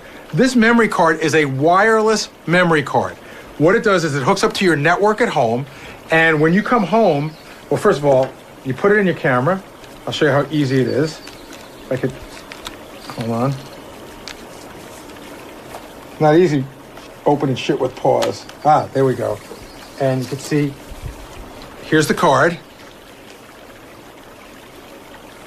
Okay, and it goes right in the camera here. Okay, now I go to my, I configure it to my home network, and that's it. Every time I come home and I turn my camera on, all my pictures that are on here wirelessly get transmitted to my computer into a file that I have chosen. It's awesome. You never have to download pictures again. You don't have to go look for that stupid wire. Go, oh, which wire is for which camera? Everything is just transmitted right down there. It even works with some hotspots. So, as a, for instance, if I'm out in the city and I'm taking pictures and I go to, say, like a Starbucks where they have a hotspot, I can have it recognize that hotspot, send it to my house, and go right into my computer. Pictures are there waiting for me, and I don't have to do a thing. It is really one of the coolest products and super easy to use. iFi, I highly recommend it. That's the shot. What are you doing? Taking a picture of your balls with the iFi. No pictures of my balls. It's the iFi video card. Yes, I know, but I don't want to be transmitting my balls around. Take a picture of your balls. They look a lot bigger on here. Yeah, I've seen your balls a lot. Everyone's seen your balls. Just usually they're in somebody else's mouth. Say cheese ball. Rach, I'm just like Techno Beaver. Does Gary know you have that? Yeah. No. Are you scratching your head because you're in character or because the thing itches? This thing itches like a mother. I can work through it though. No big deal. Right. Well, good luck with that. Here's a lovely clip from a creative meeting. Jesus, how does Gary do it? Can you watch the tail? Because it's in my space. No problem, Nefertiti. We're both in costumes then, I guess. The Howard Stern Show Creative Meeting. I'll tell you a quick one. I don't know if we can pull this off, but I think April Fool's, if you said Beth is pregnant, I think that would be pretty. That's pretty good. Get her on the phone, say, "Hon, we did it. I'm glad. I'm happy." See, the great joke would have been if you'd have told me that without telling him and I had to call in to say it. No. Howard says it. I got a special. Funny. You don't No, put it'd be great. Howard, guess what? I'm pregnant. Yeah, but you don't put one Wow, over you on the fucked up boss. the bit. I don't do that. I got to follow the rules, guy. Be a producer. She would never gone for it anyway. If you get Beth on the phone, Don't jinx I it. would even say Beth's got a special announcement. It's something special between both of us. Get her on the phone. You guys are gushing over the Well, baby. since Robin's on here, if I did that and planned it with Beth, that'd be fun. Robin, Right now you have somebody. I told you. Well, that'd be great. Wednesday, you could you have to get off the air early because you have an appointment. Yeah, But that's because now you have somebody to pull the joke on that the audience cares about, and Robin will start telling you, "I knew it all along," because Robin always knows everything after the I fact. had an inkling before I went to Guatemala. Rachel, do you know what's more interesting than outtakes from October's Miss Howard TV? What? Nothing. I'm smart. Beetle, beetle, beetle, beetle. Beetle, beetle. This month you'll see shows with the Stern Show.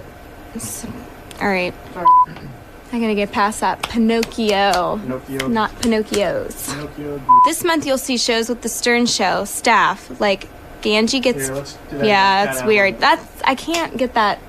It sounds strange. All right. Casey's Latina admirer. A spicy Latina lady named Jennifer attempts with. All right. Casey's Latina admirer. A spicy Latina lady named Jennifer attempts to win Casey's affection. All right. I gotta take a break. I can't even. All right, don't worry. I can't even get there. Man, she could sure wear a bathing suit, and her legs are shaven so nicely. And speaking of shaven legs, here's a clip featuring Ralph Sorella uncomfortably propositioning David Arquette. how are you? Ralph, look at you. Good to David, meet you. nice to meet you. How are you? Don't steal my Good, how are you? Are you up for grabs? I'm totally up for grabs. Hold on. I'll be a melon. Everybody stop. When I was out in May, David invited me over for dinner. I couldn't make it. I'm coming back in October. Come on. Can I come by? Bring it, man. By that time, Gary, I will have By the way, moved ignore in these two. to the Arquettes. Hey, Right. Ralph, when you come over. I'd like do you to have have do you have a guest house, David? Yes, we do. Excellent. Right up your alley. You can puke in the Check bed. that box. Is there plastic on things? Yeah. Okay, we'll put good. it for you. Yeah, check that box. Okay, next. What's the next question? I just want to say I've never thrown up in any of Sam's houses. Nice. I don't throw up in. It's a New York thing. When I come out to LA, I don't throw up. John, what's your favorite part of hosting the wrap-up show? So many things come to mind. I mean, the chair I have in the radio studio is super comfortable, and it's a little higher than the other chairs, which is nice. I can see out the glass window when people go by, and the phones work. I think that's about all we need to hear. Let's go to a highlight of John in his comfortable chair on the wrap-up show with Will Murray, who apparently is about to go into surgery. Oh, there's Will. Will's wearing a He mask. looks like a Japanese tourist. Yeah. Thanks, Will. Anything you need? Oh shit. We don't need you to stay. Sure? Yeah. Thanks, Will. You got this guy, this star. Will came in today, and he's got a very important job, but I'm convinced he's getting everybody sick in our back area. Fine. No, you're not fine. You sound horrible. I'm wearing a mask for you, Johnny. I appreciate that.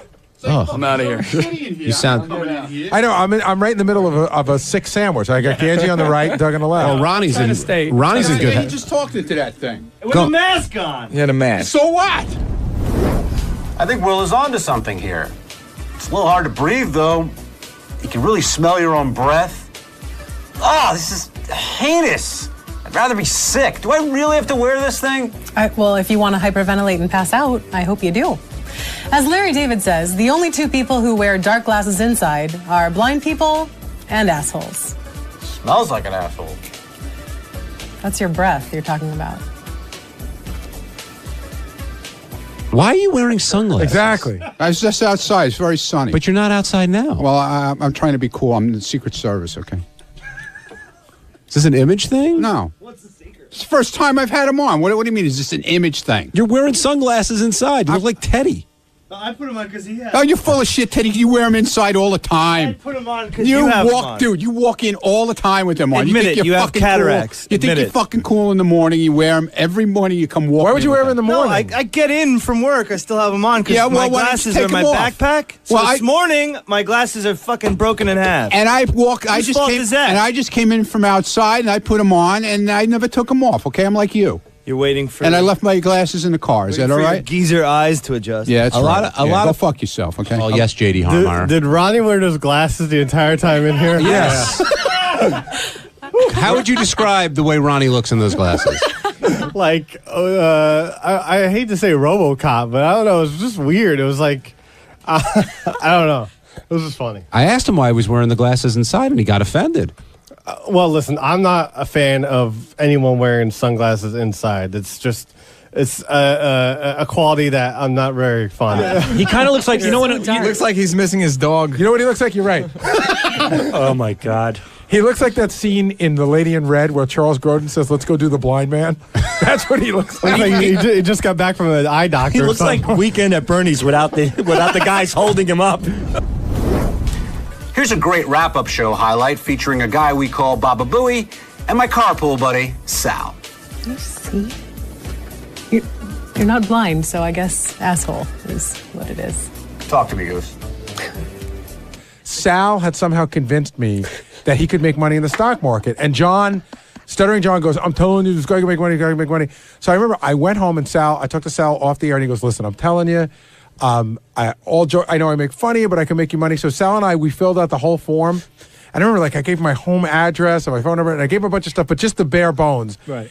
And I hung up and I just felt really gross about it. And I just said, why am I involved with, why would I give money to a guy who says I'm a horse-toothed jackass? Right. Wait, so parades about your teeth? I lost the end of it. Did you actually end up doing it? No. Or? Okay. No. I never returned his call, and then he would constantly leave me messages like, say, I'm going to make up a symbol, ARI. Say the stock was called ARI. The intern would say, Sal, the stockbroker called. ARI was at 4, now it's at 16. He says you're losing out.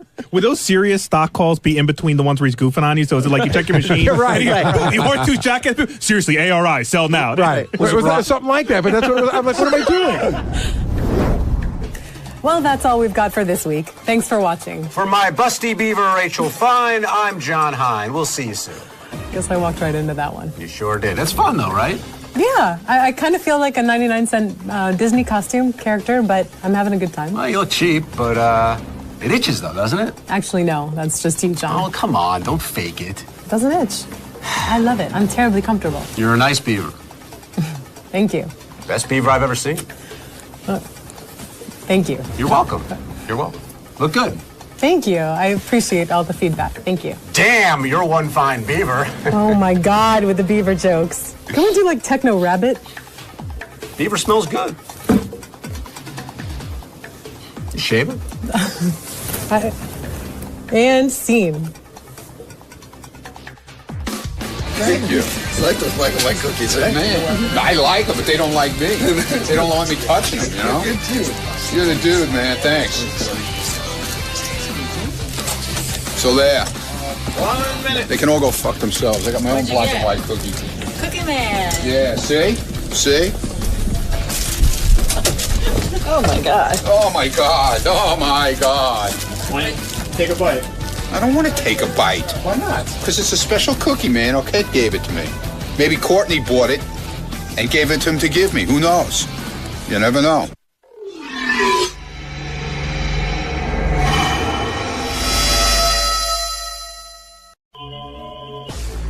Let's do next. Is she here? So here's just some quick notes in there. There's not much to this. I think basically, if you know, a loon. She's a total loon. Those guys are gonna have a bunch of people calling in to yell at her.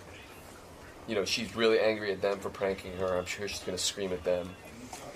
And yeah, I mean, it doesn't take much to set her off. You'll see. So that's about it. She's 46. She spends all her time on these websites. Like, it's called battlecam.com, where she just yells at people online. Like, it's a whole world of that. Great. You good? Good. Can I Yeah, I think so, right? I mean, you're good. So I'm going to bring in Richard and Sal at some point. Absolutely, yeah. Is she coming in with a parrot? I think so. Parrots. She's one of the. You know it's crazy. Anybody who walks around with a parrot.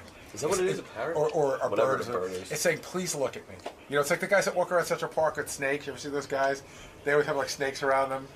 Hey, I'm Debbie from Amazing Pet Show, and I'm here to settle a score with Howard Stern's people, Ronnie and Richard, I think they are. And I heard they've been talking much fucking crap about me. So yeah, I'm here today on this Howard Stern show to settle a score with these two guys, because I want to take it out with them here. And I'm here today to settle a score with these two. So here I am, Amazing Motherfucking Pets, to take it out. Now what? And Tarzan curses too, so he's got a mouth on him too. Let me tell you, he curses up a storm, right, Tarzan? You gonna curse? He says fucking bird. And I didn't teach him to curse, trust me. He curses all on his own. He came with that dirty mouth. I didn't teach him to curse. Tarzan, you gonna say hello? Say hello. You gonna say hello, honey? Who says? DJ Ricky. Just missed the bird shit on the floor. Bird shit on the floor? I'm really sorry. I didn't mean to. Spot there. I really tried my hardest not to make the bird poop. I'm cleaning it. I'm cleaning the fucking poop. Oh my fucking god! Pooped. Rachel pooped on Howard Stern's floor. Are you happy now? Jesus, you really got a mess here. I'm cleaning it. I'm doing the best I can do. I'm sorry. I didn't mean the bird to poop. It looks pretty good, right? I mean, I don't know what the fuck to do. I didn't mean the bird to poop on the floor. Oh my god, I'm gonna fucking get thrown out now. I mean, oh my god. I'm sorry. The bird just fucking pooped. Look, you're making a fucking mess here. They're never gonna want us back here. You people don't know how to act. You're all in embarrassment. They're embarrassment. What the fuck? I'm never taking these motherfuckers anywhere with me again. I offered them one time to come with me, and this is how they fucking act. Even if I put the little water on this thing, I can really get the stain up. I don't know. You know? No, because I told him I wasn't gonna let the bird poop in this place.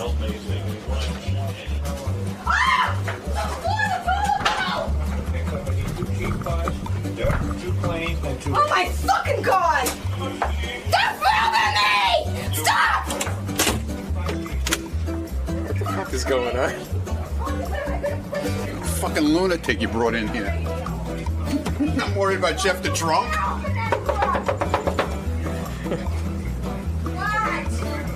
What do you want? Stop filming me! Stop it! I'm going to the bathroom. Stop it! I'm gonna go Howard's calling for you. Howard needs you right now. Come on. Howard wants you right now. Come on. It's up. Hurry up, please. Howard needs you right now. You ready? He wants you inside right now. Right. Follow me. Put your glasses on. Oh, my glasses! You fucking got to see me on my fucking glasses! I got to get our next guest in here pretty quick. Who is that? Okay. You know the because she's freaking out in the hall. You know Sal and Richard call into these public access shows. Yeah. Let me see if I can find some examples of what they've done in the past with her. Give me a second. Ain't it strange? Yeah. Okay. There's this show on like the internet. You know, it's from her living room. It's called The Amazing Pet Show. And she takes emails and stuff while she's doing the show. She has a live chat going. And so when she's doing the show, Richard and Sal just will start chatting with her on the computer and just going, why don't you just show your tits? And then she starts yelling at them. Let's go. And she hates Sal and Richard because they've been harassing her with the computer and stuff. So I was listening to this. I said, I want to meet her. She's here with her parrot. She's the amazing pet lady. Hold on a second. Oh, I was going to play some clips. You want to wait? Yeah, let me play some clips. Let me set this up properly. Oh. Here's Sal and Richard fucking with her. Here, play this. You want me to shut up? Tell me to shut up. I'll shut up. No, I'm not showing my fucking tits. You show your tits, I'll give you a fucking bee. I'll mail it right to your fucking place, okay? You want the bees? You get up and show your dick or show your tits or show some shit and I'll give you a fucking bee, okay? Get up here. You got balls. Some TV show. Those motherfuckers. That's the thing I laugh. Is the TV show on TV at all, like on a public access channel? How would I know? Oh. Half you people You're supposed to know something. You're the newswoman. out there all want to talk a lot of shit in this chat room here, and then none of you half you don't got the balls to actually get up here. You know, at least I can say, at least I got balls. You know. Ronnie said she was freaking out in the hall. She just ran into the bathroom and was screaming at the parrot. Oh, really? Yeah. He said, you better get her in here before she has a breakdown. Oh, no. All right, now you can bring her in. She's yelling at the bird. This is Debbie's Amazing Pet Show. This is Debbie from Debbie's Amazing Pet Show. Come on in, Debbie. Hello. Sorry, there's her parrot. Does that thing talk at all? Oh, God. Does it talk? The bird? Yeah, Yeah. the bird does talk, but he's probably not going to talk right now. He's probably a little fucking nervous, okay? I'm sorry. Am I allowed to curse? I don't want to get you banded. We're banned. Banned. What's your story? Your name's Debbie what? Debbie, Amazing Pet. Just call me the fucking Amazing Pet lady, because I got too many fucking haters out there on the motherfucking internet, okay? And you do I do talk shows. I do a on the talk show internet. like you, but on the internet. So in other words, you don't do it for any. You do it out of your house. I do it out of my house because I'm like you, where I'm not rich. Because I do live in a fucking No, I'm little rich. house, you I'm know? rich because people listen to me. Yeah, People like don't it's a listen job to you. for us. Yeah, but you are lucky because you have got to make it out there in the Well, I real got world. talent. Yeah, I guess I don't have talent. Yes. Oh, I'm not saying you don't have talent, I have but no no one wants fucking to. talent. How many people watch your Some show? people don't got the money to put themselves out there, How? It doesn't mean we don't got We no didn't fucking have any talent. money. Yeah, we didn't You have any know? money. That we got No. in, we had zero money. But Well, people, you know, some people just don't know how to get themselves out there, all right? But there are places out there on the internet. Cause Did you ever think that you're not that good? No, but listen. Did you ever think that maybe you're just not the performer you think you are? Maybe. You ever see American Idol? People come on, they think they can sing, and they really can't. Have you ever seen that? Hey, Howard, I don't give it, No, I'm just saying you got to consider that. Maybe I'm not that good, but if I can make a few motherfuckers laugh, that's what counts. Is it a comedy So this show? is a comedy It's a show? comedy. You understand? There's places on the internet where people can go live and make shows. Like YouTube is a big thing for people to put. YouTube. Are you a married woman? Why do you care if I'm married or not? No, I'm just wondering, could anyone put up with You you? have no clue what the fuck we do out there. Are you married to? All I right, just want- I'm going to let you talk. I'm going to let you Okay. talk. This Let is me your interview. fucking show. Okay? Why don't This you is let- your show. Right. Why don't This you is let me your interview show. you? Go ahead. Why don't you let me interview? I'm going to let you interview. You're going to interview me. Go ahead, Howard. Go ahead. Take it away. How old a woman are you? What do you want to know that? I'm not telling my real age out Okay, here. okay, don't. fine. Fair I got enough. too many haters. All right. All right. They don't really need to know all that business. Where did you grow up? Don't worry about. I grew up in Queens. I grew up. Yeah, Don't you worry think about it was outside of New York? And I was born in Queens, New York. I was All right. born, bred in Queens. All right. Okay. You went to I'm gonna school. get Did you have a mother and father who I were had a mother and father. Were they- I had a shitty fucking life, okay? If I had How- a good fucking life, I probably wouldn't be on the internet doing this shit I did today. Why was your life bad? I don't asking you. really want to get into it because I don't want people to fucking feel sorry for me. Debbie, Yes. listen to me. I'm trying to interview You're you. trying I'm to trying interview. to treat you you really serious. give a crap about Yeah, me, Howard? yeah. You don't give a crap about none of the motherfucking small assholes. We're not famous. You're so we not are, letting we're me- just like Do a you bunch of know shitheads to Howard? you. You're not Do letting- you know Yeah. Howard? No, I don't know Howard, but I know he makes fun of the motherfucking little people up here. And that's Debbie, what you this people isn't like going to do. well. I know Debbie, it's not. I know. you know why? Why? Because you're not letting me All interview right, I'm going to you. let you interview me. I'm going to shut up, okay? I never let people. I never Debbie, shut up. I know.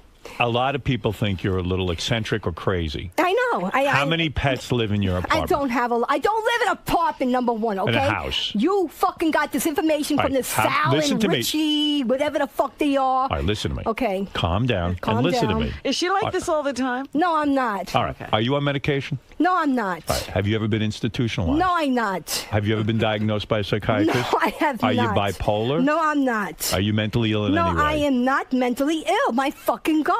Did you go to college? No, I'm not. No, I have not gone to college. How do you make a living? Don't worry about how I make a living. I'm not telling I have haters out there, Robin. I don't have to give all that No, personal information out. in other words, you look like you're well dressed. You look like I you're well have a fed. real job. Yes, Okay. I do real work. All right. Are you All a right? sexual woman? Do you like men?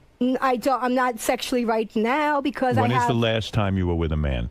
When was the last? Probably a couple of years. I had bad experiences with men, so Okay. I just stay away. Now- I have a son, and I don't want to surround my son in bad relationships. I learned. How is it that for years now you haven't had sex? Do you have any desire to have sex? No, I don't have Do you no ever desires. touch? Do you ever touch yourself? Why are we talking about my? I'm going to talk to you about everything. I don't want to fucking talk about. What do you fucking want to sex. talk about I if you don't want to give a talk about? Because I don't Do you touch your own vagina? No, I don't, Howard. I don't touch myself. You don't touch your clitoris? I don't find myself attractive right now. I don't get into sexual. So you haven't had an orgasm in years? Yeah, I don't give a shit about sex. You never lay down at night and think about... Do you think about fucking sex, Howard? Yeah, do you think about I do. sex? Oh, yeah, because you're married? Yeah, I had sex with my wife last night. You had sex with your wife. Was it good? Yeah. Good. I'm glad you had it. Robin, did you have sex last night? Yeah, with myself. Good. With yourself? Good. With a I'm glad vibrator. you did good. Did you do Did you, yourself Robin? good, Robin? Did you really, Robin? Are you married, Robin? No. Are you married? Yes. No. See, but do you do yourself every night? Honey, Not every night. you came on here. You wanted to be a guest. Yeah, but I'm trying to learn about... Why do you have to learn about my sex? I'm not up here for sex. I Okay. do shows. So what does that got to do you with my say life? you had a tough We're trying life. to figure out who I'm you not up here are. for sex. I don't come to your show because I find you Look at me. sexually. This isn't I'm not going one of you well. little sexual little bitches that come to this show, okay? Does the parrot have anything to say? I wish you would tell me to shut up. My hello, is Looney. What is that? Save me. Okay. Save me. Yeah, the parrot is talking. Parrot, tell Howard something, all right? Just tell him anything. Can I put the parrot by you? Maybe he'll No, talk. I don't want a parrot by me. Okay, good. All You right, probably don't Debbie, I don't want to insult you, Howard. I'm really happy to be here on your show. I All don't right, want so to. you I say don't you want to had fight with you. you I had don't. a tough life. I did. I did have a tough All right, life. why growing up. was it so I tough? didn't come here to people to feel sorry for me. Let's talk a little bit. No wonder the Just tell parrot us. can't get a word in. Tell Honey, us look what at me. happened to you as a kid. No, I don't want to look at you, Howard, because Honey. you're going to get me mad, and I'm going to Honey. explode. I'm not going to get mad. Honey. Honey, I'm not your honey, so don't call me honey. Honey, listen to me. I heard you with Sal and Richard on your TV Yeah, and you show. talk shit about me, okay? You I thought insulted me, the and I show don't was even know horrible. why. Yeah, my show is horrible. You found me on a craps. You found me on Battle Cam. When I go to my blog TV show, it's a whole different atmosphere. I go to this Battle Cam Listen to site me. where you go You there say to your fight. life was hard. I'm asking you. You grew up in Queens. It sounds like the ideal life. A middle-class lifestyle, would you say? No, I had a very comfortable. My parents had money. They weren't bums. They were very. What did your father do for a living? He. What has got to ask all these questions? Well, we're trying to learn about My you. mother's side of the family was more wealthy than my father's side. She was full-bred Italian. My father's side wasn't all as well, but he did manage to keep my mother. Are your parents in touch with you now? Well, my whole family is a whacked out family, and They're nobody's whacked out. Yeah, they're all So whacked. you don't Nobody talks. Nobody talks. But it's their fault, not yours. No, it's their fault. You don't know what it was like What growing did up they in that do to home. you? What did they There do? was a lot of abuse, Howard. Do I have to let everybody fucking know in the fucking night? The whole fucking night's gonna fucking know my fucking business, and that's just fucking fine. I gotta go back on fucking blog TV, Well- and now everybody's gonna say, "Oh yeah, the fucking pet lady came from a fucking crazy fucking home." Well, we yeah, figured it- abusive. Now listen. you fucking gotta let everybody know my fucking crazy shit. Like that's why they want to come to this fucking stupid Howard Stern show. Well- You know? Can we sort of just? That's just great, Howard. What's That's her just name? fucking great. Well, you say you were abused. That's a terrible thing. It was a terrible not- thing. I'm- If I went through my whole life experience, Sexual abuse? No, it was just a lot of abuse. And that yelling I at went through. you? No, it was abuse, physical abuse. What? Your father beat you? I watched him terrorize my sister, beat her up. He did some abusive thing. I mean, I'm sure my family would be upset if I put the secrets out there. I was abused too. But why do you But did care? you get They don't black talk and to blue you eyes? even. No, my You get father punched called me. out? My father called me a moron. You're a moron. You were like more geeky fucking type, okay? I watched your Howard Stern show, or Howard. I watched your movie. Are you in touch with your sister now, or are you no, guys we don't, estranged? because with all the craziness, her whole marriage, it's just messed up. Does she yell a lot like you? Is she wild like you? Because Well, you're very manic. I mean, you're very. She's in her own little Yeah. whacked out I world, see. let's say, from all the abuse that she's been through in her years. My mother's in her own little world where she's going to live her life now, and since my father passed away, and she's living her life because now she can have a life. And How do you support yourself? I support myself. With what, SSI or no, something? I'm not on those systems, okay? Are you someone who works for a living? I do have my jobs. Like I said, don't do worry you have about any close friends? I don't deal with anybody because You have no friends. I have a few friends that I deal with, and that's it. I don't get help from family. I'm a strong, independent woman. Do you, and I when you go to survive on work, my do you own. carry on like this? I mean, No, because I'm people. a regular person. My performance. Is this a performance right now? This is a- Am I talking to a real person? Well, right now I'm You talking seem agitated. Well, because Howard, you're talking. You want to like approach me like I'm a fucking nut. You came on your show, right? You Well, asked you me sound a little eccentric. Yeah, a little eccentric. You're fucking asking me stupid things. I'm trying to tell you. I'm asking I about got your a lot of fucking haters. I do a fucking show. You're telling me that my All right, show let's is talk a piece to of some. shit. Check my it. show is a piece of I shit. saw that Richard and Sal Yeah, were Richard and interrupting. Sal found me on a stupid ass fucking site, and they found me go raging on some stupid What drug happened? addicts and lowlifes that fucking pick on me. Debbie, okay? what happened? In other words, Richard and Sal are fans You of don't yours. know. They're not fans of me. They're trolls of mine. No, let me understand something. When you're And doing, you want to fucking put my shit out on the net with a bunch of fucking lowlives that hate me? Have- And when I got my blog have TV you ever show, listen to they me, like Debbie? me there. Debbie, they like me have there. you ever Why met do you Richard go and Sal? on the other show? then? Because I go there for a challenge. Alki David What is does she a big say? billionaire who She goes on two different They shows. go on One two they different like her, shows. the other they They don't. hate me, yeah.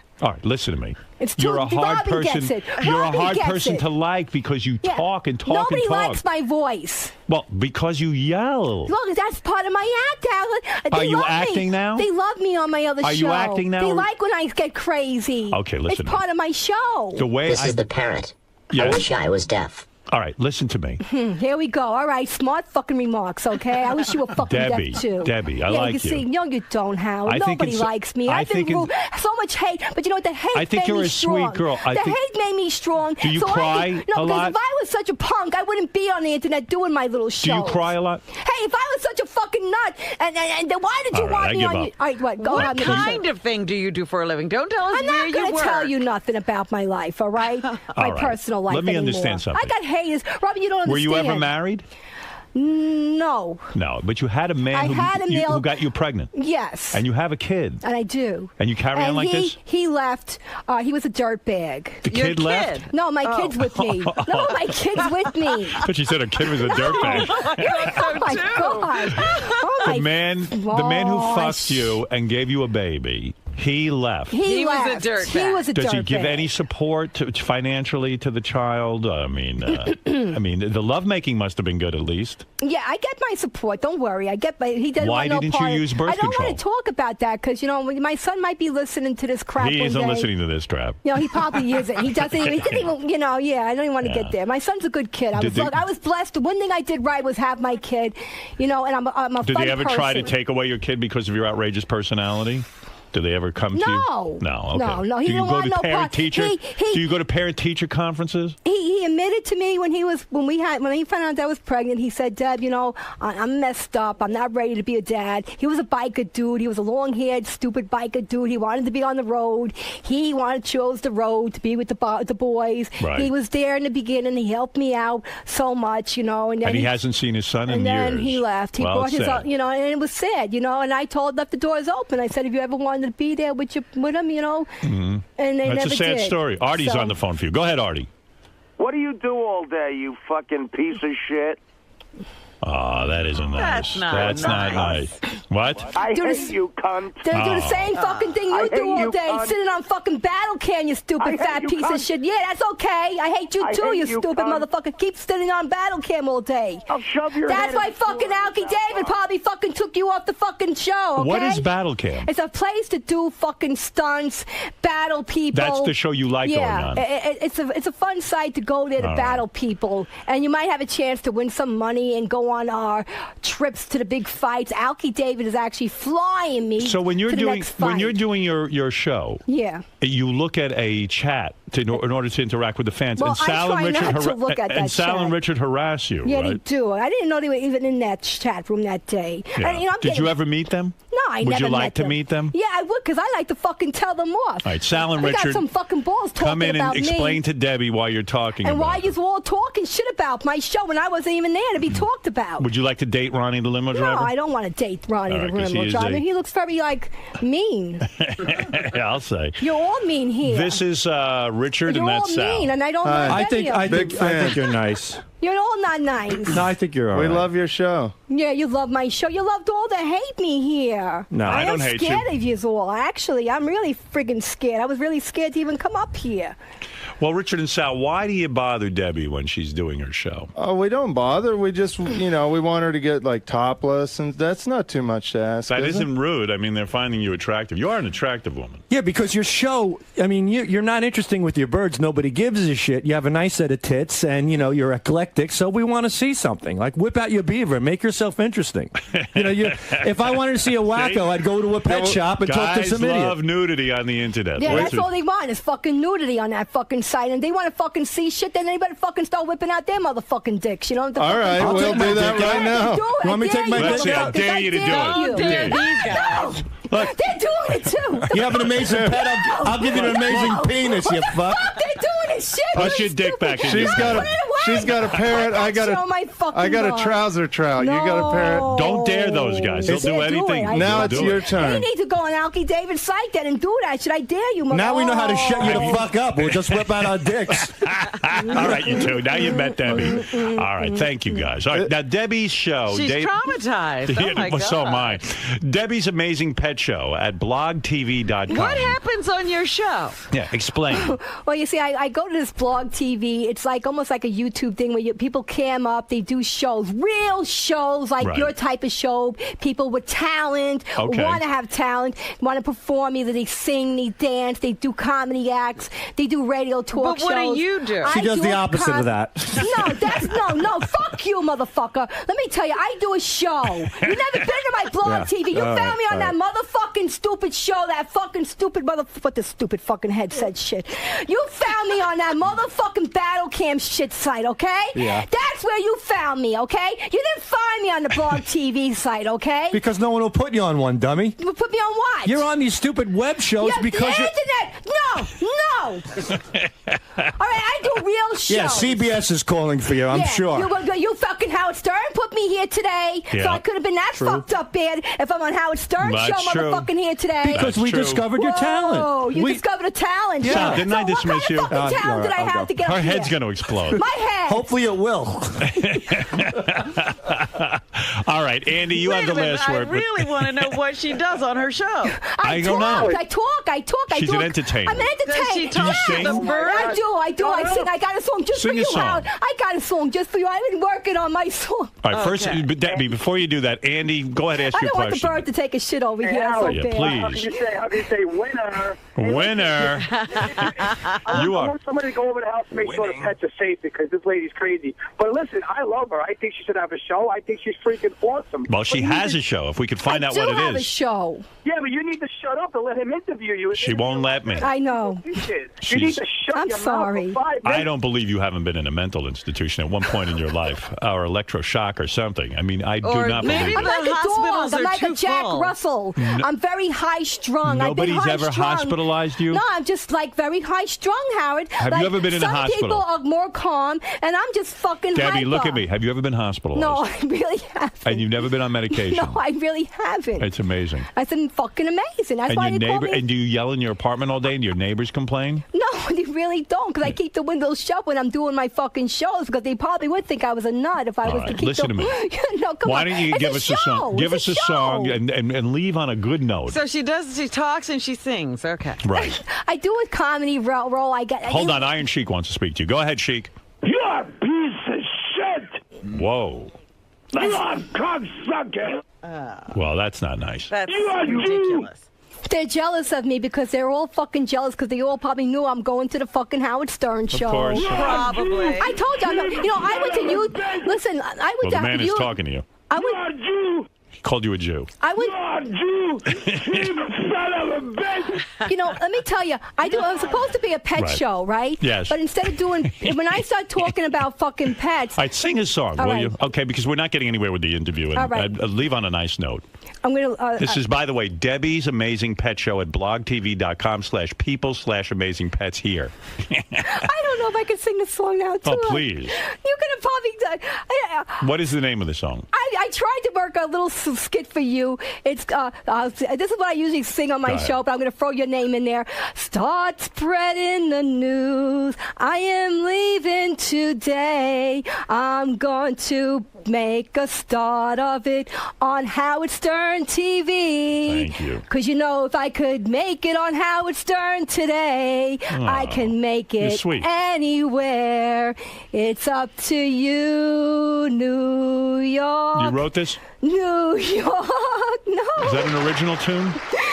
No. No? All right. But, well, I usually sing New York. They love it when I yell New York bitches what is on it, my Mike? show. Mike, go ahead. You're on with Debbie from Amazing Pet Show. Go ahead. Yeah, I hope my wife's not listening, but I would leave my wife for Debbie. She's got tiger blood running through her veins. This lady. You know, Debbie, I feel bad for you in a way. It sounds like a lonely life. No men. No, have you ever been with a woman sexually? Have you ever tried? No comments. Oh, you have. Goodbye, Howard. Have you had sex with a woman? No comments. No comments. No comments. Have you had sex with a Howard, woman? just put it this way. If I had Debbie? a choice to do you or fucking Robin, I'd probably do fucking Robin, okay? All right, so you like girls. You went down on a woman? I'm not going to go into all that sexual talk with you, Howard.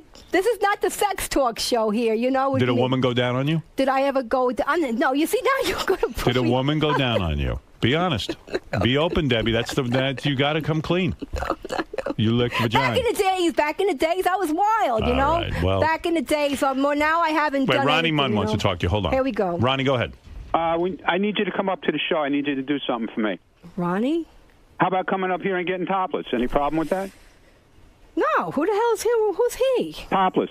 No, I'm not getting topless. Topless. Topless. Yeah, you do it when you get here. You'll do it. Topless. Topless.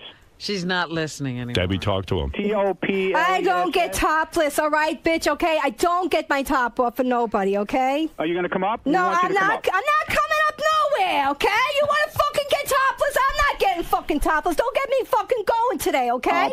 You don't want to get. give me Please a get the break. fuck up. I'm not one of You're these a total motherfuckers. asshole. I'm not one of these little bimbos that come to fucking Howard Stern. I came to fucking Howard Stern because I do a real fucking show. I don't Topless. come up here like these little bimbos that want to get Topless. fucking naked here on his show, okay? I'm a Topless. real professional showman, okay? Topless. Yeah, she sounds like she's immature, though. Yeah, all right, whatever, okay? Not every bimbo comes up here and wants to get naked, okay? And then we're whatever, Yeah, okay? you do it when you get here. You'll do Yeah, it. all right, you wish in your fucking dreams, okay? You wish. do it. You wish, okay? Keep dreaming. Keep fucking dreaming. Why not? You keep dreaming, okay? I'm not a bimbo, okay? Topless. I don't fucking get topless, okay? Topless. I don't. I have respect for my fucking body, not like some of these other bitches on the fucking Topless. shows, okay? I have fucking respect, okay? problem with You don't want to fuck with me. No, are you going to come up to the No, show? because you don't fucking want to fuck with me, you motherfucker. Don't fuck with me. Topless. You get fucking topless, you fucking pig. I'm not getting fucking. Fuck you. Don't even get me fucking going, okay? Yeah, you do it when you Yeah, get fuck here. You'll do you. Fuck you, okay? When is problem this with show that? on? No, you fucking motherfuckers. See, this is what the fuck. This is why I don't even know why. Do the you know fuck Charlie Sheen? I don't need even. to come Yeah, up I here know and ride the city. Charlie String. You don't? I know him. Charlie String? Hello. Charlie. That's Charlie Stream. Yeah, and I Topless. love that motherfucker. Fucking Topless. asshole motherfuckers are fucking with Charlie Sheen. Let me tell you, motherfuckers, I need you to something. come up here and ride the Fuck city. you, you topless shit. Topless. So you tell him to shut the fuck This up. guy wants you topless. Yeah, well, I'm not getting topless, all right? Howard, I'm not. Howard, I'm not Topless. getting. No, what the heck? That sounds like a recording already. Why not? He's starting like to talk like my bird. Yeah, you do it when you get here. You'll do Yeah, it. okay, whatever. You wish, baby. Keep dreaming. Shit, man. Yeah, shit, man, all right? I I need feel you to come almost up like here and ride home the here, like city. the couch, I want to jump. How about coming up here and getting No, topless? I'm not getting fucking topless already. How many fucking times I gonna tell you, motherfuckers, I don't get topless? You're Are you gonna wasting come your up? time. I don't give a shit. I was offered fucking crazy money on Battle Camp. You think Valky Davis gonna have me Let the man- $3,000 let the- fucking Debbie, dollars? let the- I don't do fucking sexual shit, Topless. okay? Let the gentleman talk. I'm not that fucking desperate hard up for money. Yeah, you do it when I you don't, get here. yeah. You'll do it. Why not? Because I don't. I'm not. Oh my God. Yeah, she sounds like she's immature, though. Yeah, I'm immature. No, are you going to come up to the show? I am not coming up to the show. I need you to come up to the show. I need you to do something. I'm not coming up to the show. I I'm need you to lucky come I'm up here and here. ride the city. Come on, tell him to leave me alone. This is ridiculous. This is a recording. Topless. Boy, he does not give up. No, Topless. Do you want to?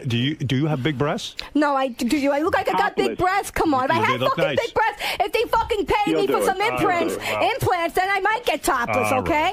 right. What the fuck? All right, thank you, sir, on the phone. Thank you. Yeah, All it's right, crazy. yeah, it's crazy. When can we catch your show? Well, my shows are weekdays on Blog TV. I usually go weekdays are anywhere between 12 and 3. I usually do my shows when my son is at school because I do get kind of loud. I'm not going to lie. I got to be honest with you. That last caller made me laugh very hard. I was in tears.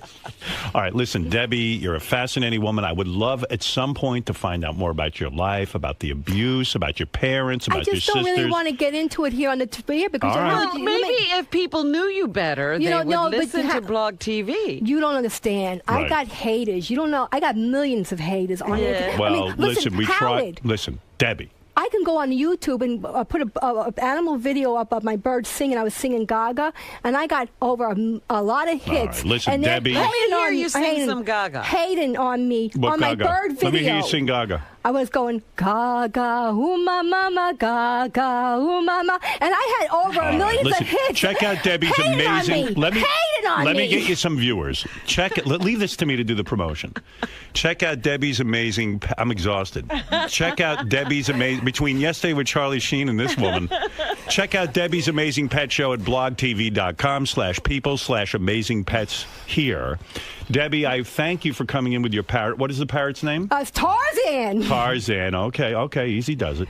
And Tarzan, thank you for coming in. I was And- hoping again to say. Yes, Show but- your tits, Debbie. They're really Hello. nice. All right, and thank you so, Debbie. An honor to meet you. Oh, thank you, Howard Stern. I didn't mean to come off too crazy with No, you. you didn't come off crazy at all. I really do like you, and I Thank really you. love Robin. Oh, thank you. All right, And I and- really feel honored to have me here. And maybe I'm when not you- a nut. If you get comfortable, maybe you'll talk about your lesbian experiences. I would love Yeah, to I'm hear a little about nervous. I'm not gonna lie. I'm sweating up a storm. I'm probably menopausing and all that fucking fun shit. it. You wear know? panties? All right, another time we'll find out. All right.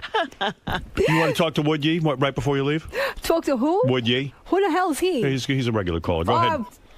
Might as well. Fuckwad off the air. Oh, come on. Say something nice. I don't give a fuck what you think, bitch. Come on. When will you stop bullshitting us with this nonsense? You see, I told you I got tons of haters. You don't know how much they love me. Let hate me understand this, sir. Sir, what do you want to say to her?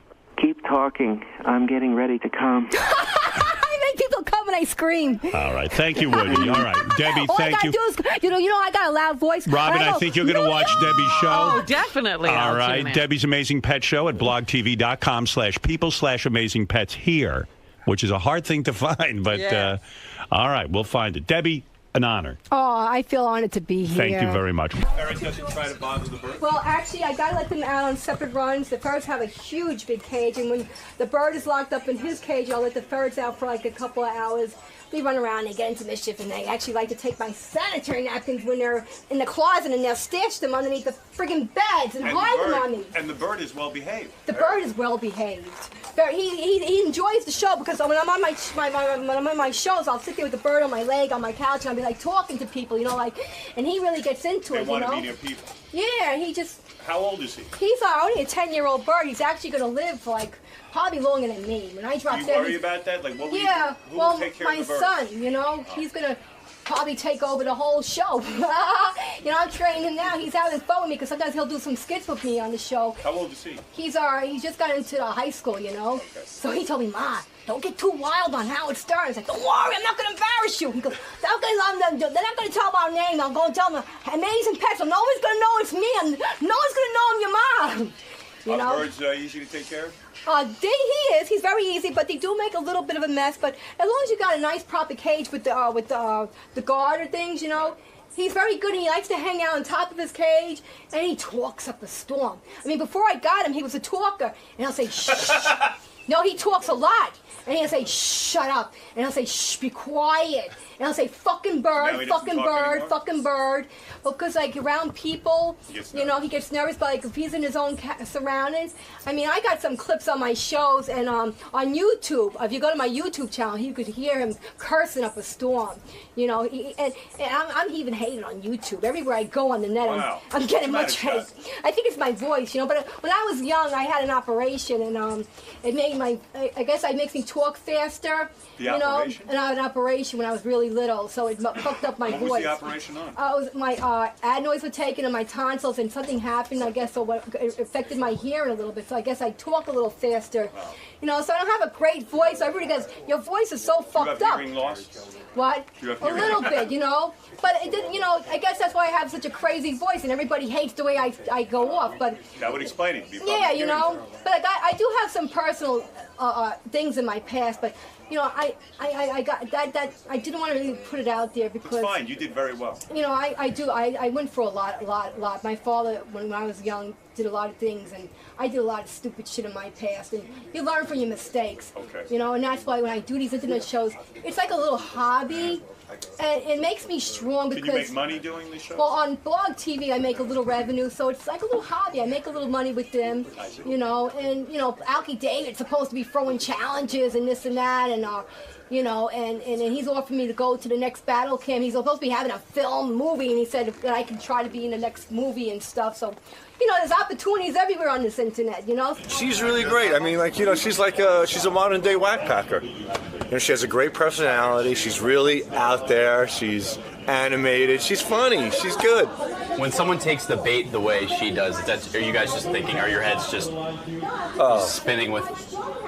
It's like throwing paste at a retard. You know, it's just going to dive in and eat it. You know, she's almost too easy. You know, she's too easy, but she's great. She's a lot of fun. She's a mental case, but she's not bad looking. I wouldn't mind seeing a nipple or two.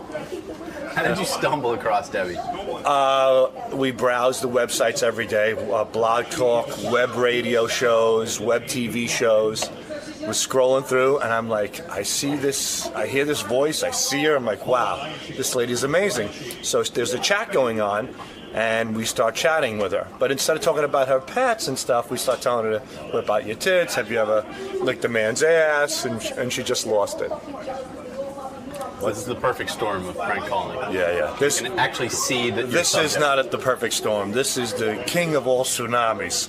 She's amazing. She's great. Is this like the perfect storm for prank calling? Oh, it's great. But something that's great about that one, too, is Ronnie standing right behind him. You can just see Ronnie laughing. Oh, that was great. Why did you fall in love with Debbie the Amazing Pets Lady show? Because she's a fucking whack job. She yells. She's like the female, she's like Iron Sheik with a vagina, which is great for us because she gets riled up. That's what you want to do, rile people up, and that's what we do. That's our job, to rile. R-I-L-E, rile. You want to get riled? Come on, come up and get riled. Oh, bye everybody, New York. I'm going to go run into the streets of New York now. Be careful. Bye. Debbie, my favorite line was... You feel your score was settled? I think the score was settled. I think I had to give them what I had to tell them, right? Yeah, you're full of fire and passion. I think Sal and Ronnie know not to fuck with the Amazing Pet Lady now, right? Yeah, I mean, you were really riled up in there. I will fucking tell them off next time if I hear them talking shit about me next time, you know? So I think I did a pretty good job, right? Right, now that you've come in. I think I scared them. Yeah. I think I let them all know not to mess with the Amazing Pet Lady. They saw the full passion of Debbie the Amazing Pet Lady. They know that they can't take the amazing pets. Debbie, for some of the conversation, though, you wanted to veer away from Howard's sex talk and things like that. Yeah, you know, because I'm not up there for sex. You know, I do a show. I do a real-life show. I'm not a sex object. I don't come to these internets. I don't do a broadcast for sex. You know, I'm not about sex. I come to the internet to do a show. I'm a performer. I go on the air to perform. I'm a performer first. I'm not a sex object. No, Gary, Howard's done. Capiche, but Howard often likes to get to know the person behind the performance. Yeah, I know, but my sex life is my private business, you know? It's not to be put out there in the air, you know? I'm not out there to exploit my sex life. You know, that's a different, that's the whole, don't mess with my sex life, okay? They want to find out about sex, about Tarzan's sex life. He hasn't got laid in ages. Hi, it's a pleasure to meet you. Thank you. You're my biggest, I love you the most. Don't tell Howard that. But you seem to really respect the show. I would like to fuck out Robin any day. Please, let me go, I'm a neurotic wreck.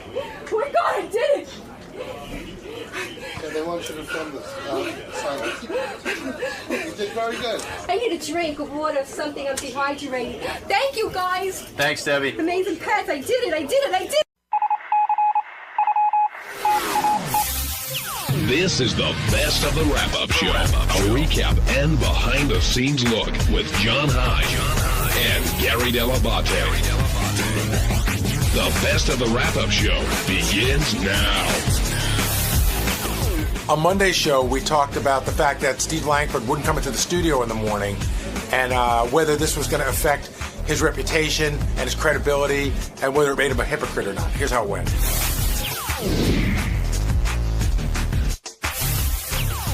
I want to start with what happened with George. And I guess Richard wanted him to officiate. Is that the right word? Officiate the Yeah, that would be about right. And I guess he told Will this, and Will had told Howard, but it was news to George. Right. And George is such a sweet guy. Just he would do anything for anybody here. He is one of the family. But Howard wasn't too pleased about that coming up, although Richard and George do have a personal relationship. But that bled over to what happened with Steve Langford, where I guess his daughter interviewed George for some kind of project.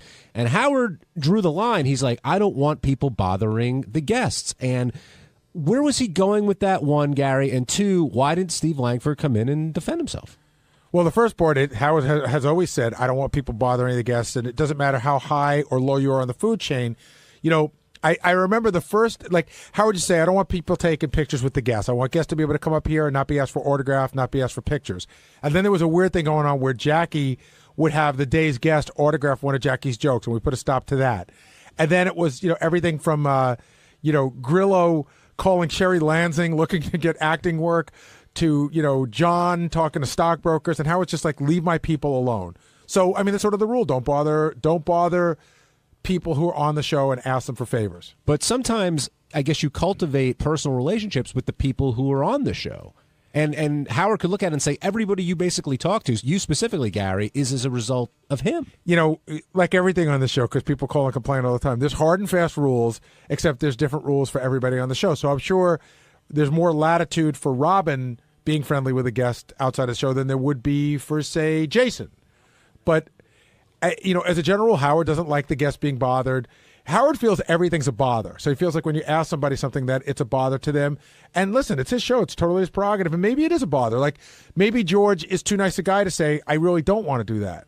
Do you think Steve made a mistake not coming in today? Huge, huge tactical error on Steve's part. Why is that? Because he paints everybody into a corner and explains to you why they have to answer his questions. Steve should have come in and just sort of said, hey, I agree with you, I made a mistake, or I disagree with you, and here's my argument. But how is what Howard was saying about Steve Langford any different than the argument between Steve Brandano, Steve the intern for the purposes of this, so everyone remembers. Remember Steve Brandano went to an event and his girlfriend at the time was there and he said he didn't want her interviewed? That's right. And Langford goes, it's part of the story. What's the difference? And, well, another thing about that, Howard wasn't looking to talk to Steve's daughter or family. He wanted to talk to Steve. And I guess when family comes up, all of a sudden you want to sort of change things. What happens is when you have a big sensitivity to it, it's at that moment you have to decide whether you're going to go in or not, and then you sort of dig in and hold your ground. And, you know, Steve's got to come in sooner or later. How did he react when you went back to get him? I called Steve. Jason called Brad. And he said, yeah, Steve's here. So I said on the microphone, Steve will be here any minute. And then all of a sudden I noticed it's a 30-second walk over here. So a minute and a half went by and I said, something's wrong. So I got up out of my chair and I walked over there and I said to Brad, what's going on? He goes, he's not coming in. And I'm like, what? I couldn't believe it because it's just not Langford. So I walked over and Langford put up his hand and he said, listen, his daughters are off limits. My daughter's off limits. And I was like, but Steve, and he's just like, he didn't want to hear it, so I just came back and reported it because I figured I'll let Howard handle it tomorrow. Well, like you said, eventually he's coming in anyway. So now, I mean, does it make him a hypocrite? Yeah, I think it does. I really do. I like the guy. I can like a guy. And I think his news stories are amazing. But yeah, it's a hypocritical of him not to show up today on this count. Rich in Pennsylvania, welcome to the wrap-up show. Hi, guys. Say, I want to talk about Langford. I think, Gary, I think you're right. He's lost all credibility. Now when he comes in, what he did to Jenks, painting him into the corner, all Jenks has to do, all any of you all have to do from now on is say, let's talk about your daughter interviewing George. And he's got no credibility, none whatsoever anymore. He just wussed out like a big puss. I want to know how old he is. I want to see his birth certificate. I don't care how old he is. He acted like a 4-year-old. Oh, you can't talk about that. He talks about everybody else's problems. Even after they tell him not to, he'll go right in after it. So I think it's going to end up being one of those things where he even now, if he's listening to this, he probably thinks to himself, you know what, I should have just gone in and dealt with it because it's just gotten bigger than it has to be. Well, you know, guys, when he starts, it's going to happen. He's going to bust somebody's balls on something. And it's going to come before Howard, him, and whoever, and I can just hear it. I can hear it's almost like you can write the dialogue. He's going to be busting on you. Hey, let's talk about George, your daughter, in the interview. I can hear it coming. I don't think Howard's going to press him too much about it tomorrow, but you're right that other people probably will. Well, it's a guy who seems Teflon that's now exposed a sensitivity, and when people want to fight, that's what you go for. And maybe he was hoping that, okay, I'll sit back, Howard will blast me on the air right now, a day passes, it blows over, it's not as big of a deal, Howard's ready to move on to the next thing, so the damage is a lot less. Or he'll get rid of his daughter. Well, that's not going to happen, but I do think, I forgot which one of you guys said it, though, a lot of people are going to definitely keep this bullet and wait, right. And they're going to use it when they get the chance. Thanks for calling in there, Rich. Eddie in Pennsylvania, you're on the wrap-up show. Hey, Eddie. Yes, good morning, gentlemen. Good morning. Hello, yes. I just want to voice some support for Steve Langford. I think Howard should have called him aside after the show and found out the whole deal with family. I agree with Steve. If Howard's kids are off limits, so is Langford's daughter till he knows exactly the circumstances. But we know what the deal is. There's nothing special in there, and we weren't going to talk about. Howard wasn't going to ask him anything about his kid except to say to Steve. In other words, without going into Steve's family life, I'm pretty sure his daughter didn't say, "Oh, I'm a huge George Takei fan. Let me interview him for my school project." So Howard probably would have explored how did that come up and why were you getting involved in it, and that has nothing to do with his daughter. I just think, to me, it's just the father doing something he could for his kid. If he did overstep his bounds, I would have approached him first because it involved a child myself. But okay, but that's a good. But that discussion can be had on the air without bringing the daughter into it in any way that's going to expose any more than what we already know. And Eddie, I also think if Steve hadn't had the track record of talking to different people on the show with different circumstances, this wouldn't be as big of a deal. But that's not the way it is. Yeah, and I said to Howard. Howard said, "How did this?" We talked about this during the because Will did the notes. And Howard goes, how did Langford even get to him? And I said, I think he spent a week with him, traveling around with George. I'm sure they developed some sort of friendship, but Howard wasn't. He wouldn't buy in that. All right, thank you, Eddie. Jenks, you're on the wrap-up show. Hey, good morning, guys. It's Jenks. This whole Langford thing, I talked to him back in his office, and he said he doesn't answer to Howard. Okay, I'm trying to figure out where he gets off saying that. How does he get off not answering to Howard on this issue? He gives it to everybody else, but when it's his turn to get it, he doesn't take it. Jenks, Gary, Steve is scheduled to do the news update tomorrow morning? Tomorrow, yeah. Okay, he'll answer to Howard tomorrow morning. Yeah, I'm going to call in tomorrow to remind Howard to ask Steve Langford about this, and I encourage anybody who's listening to the show to call in and ask Howard to remind Steve Langford about this. By the way, so Steve will sit and talk to you on the phone? Yes. Well, sometimes he does, sometimes he doesn't. But I called mercilessly this morning because I knew that he had to go in the studio, and he finally did answer, and he said he doesn't answer to Howard. I don't answer to Howard. Here's the problem for Steve. Jenks, how many times did you call me or email me this morning with suggestions about how this should be handled? Probably 10 or 20. Exactly. Like the first email was like at one point. The first email was, "This is bullshit." The second one is, "You better get Langford in." The third one is, "Langford has to come in and repeat." Then it was a phone message, and there were more emails, and that's just Jax. Gary, I was really upset, man. I was furious. I could tell. How does he get away with this? Well, Jax. Wait. Are you upset about what he's accused of doing, which he said getting the interview, or are you upset that he wouldn't talk to Howard? No, you figure it this way. When Langford calls somebody on the carpet with a news story, okay, they are expected to come in and answer to Howard for it or talk about it to Howard. How does Langford get to put his hand up and say, point taken? What if everybody did that every time Langford wanted to interview them? But people put their can. hand up and said, No, but Jax, you make a very fair point. You're going to get your answer tomorrow morning. On Tuesday's wrap-up show, George Takei came in and he told us, we found out that I guess they basically have an agreement where Brad doesn't listen while George is on, and George talked about that. George discussed kissing one of the guys on the show, and we talked about Governor Ventura and I having a nice, friendly discussion in the hall.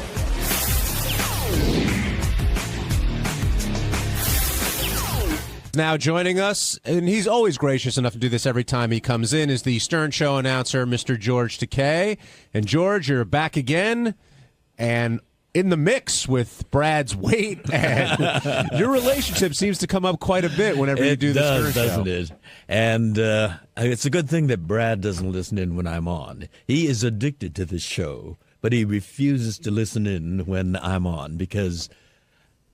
Well, he has given me free reign. He says that's the way the show works, but he doesn't like to hear what I have to share when I have free reign. When did that start? From the very beginning. Right, from day one, Day one, he would not listen when I'm on.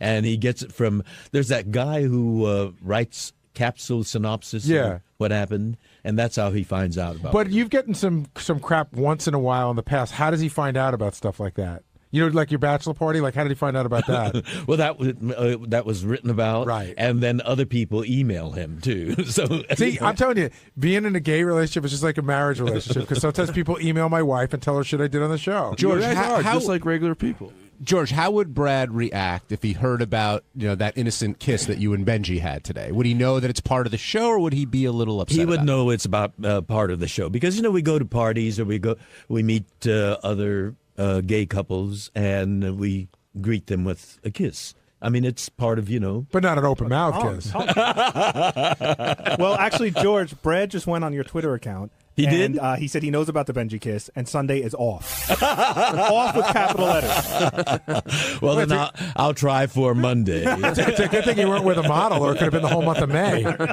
See, Benji? See what you did? Sorry, man. You're too cute. Did you guys connect at all during that moment? Did you see something in each other's eyes? I saw him pull back right away. I mean, I felt him. No, I didn't connect in a sexual... I like George a lot, so...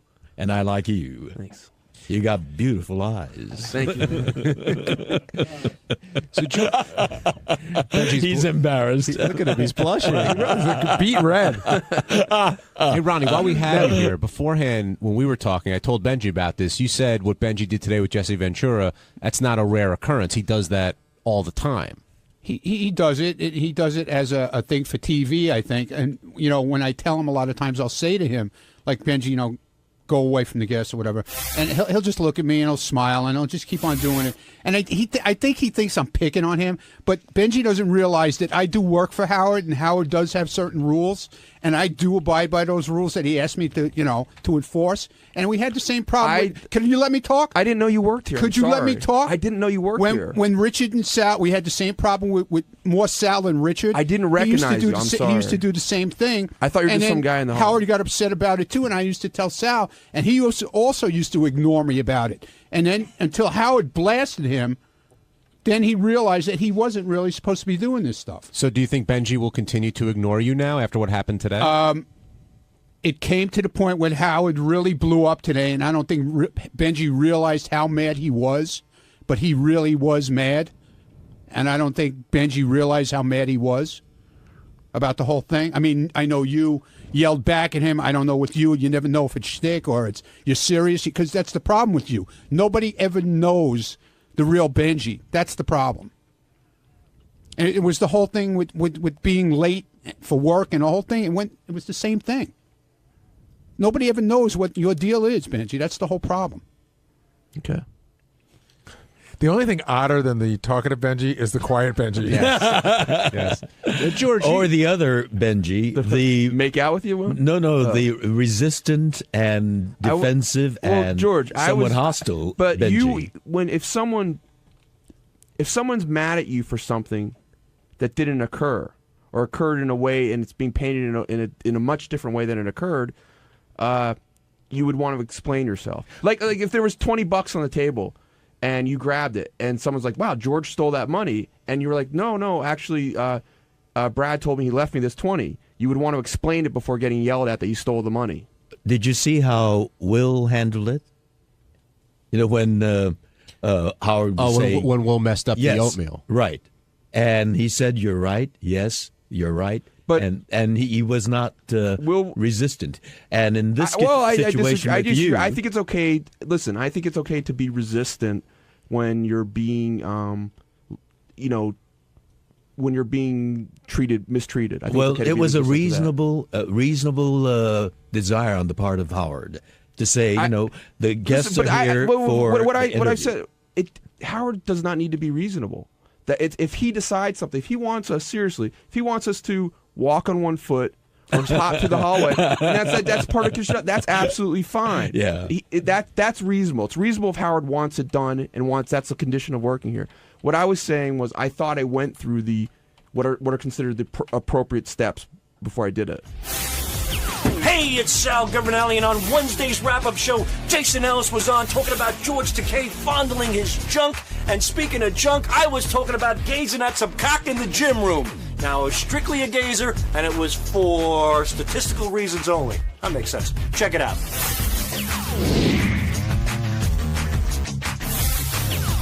I know that you're a huge fan of the show, and I know that you probably labor over coming on the show the way Howard labors on going on Letterman. Oh, so like on a day like today, do you walk out of there, you hit a home run? No. Because you did. Yeah. I mean, you hit a home run today, right? Everybody agrees? I mean, everyone loved it too, but do you not know that when you walk out of there? No, this time I felt like I did better than the last time, but as soon as I walked out, I started critiquing what I didn't say. Well, what do you feel? What did you miss? Though. What do you feel you missed? I just feel that I was a little stressed and less humorous.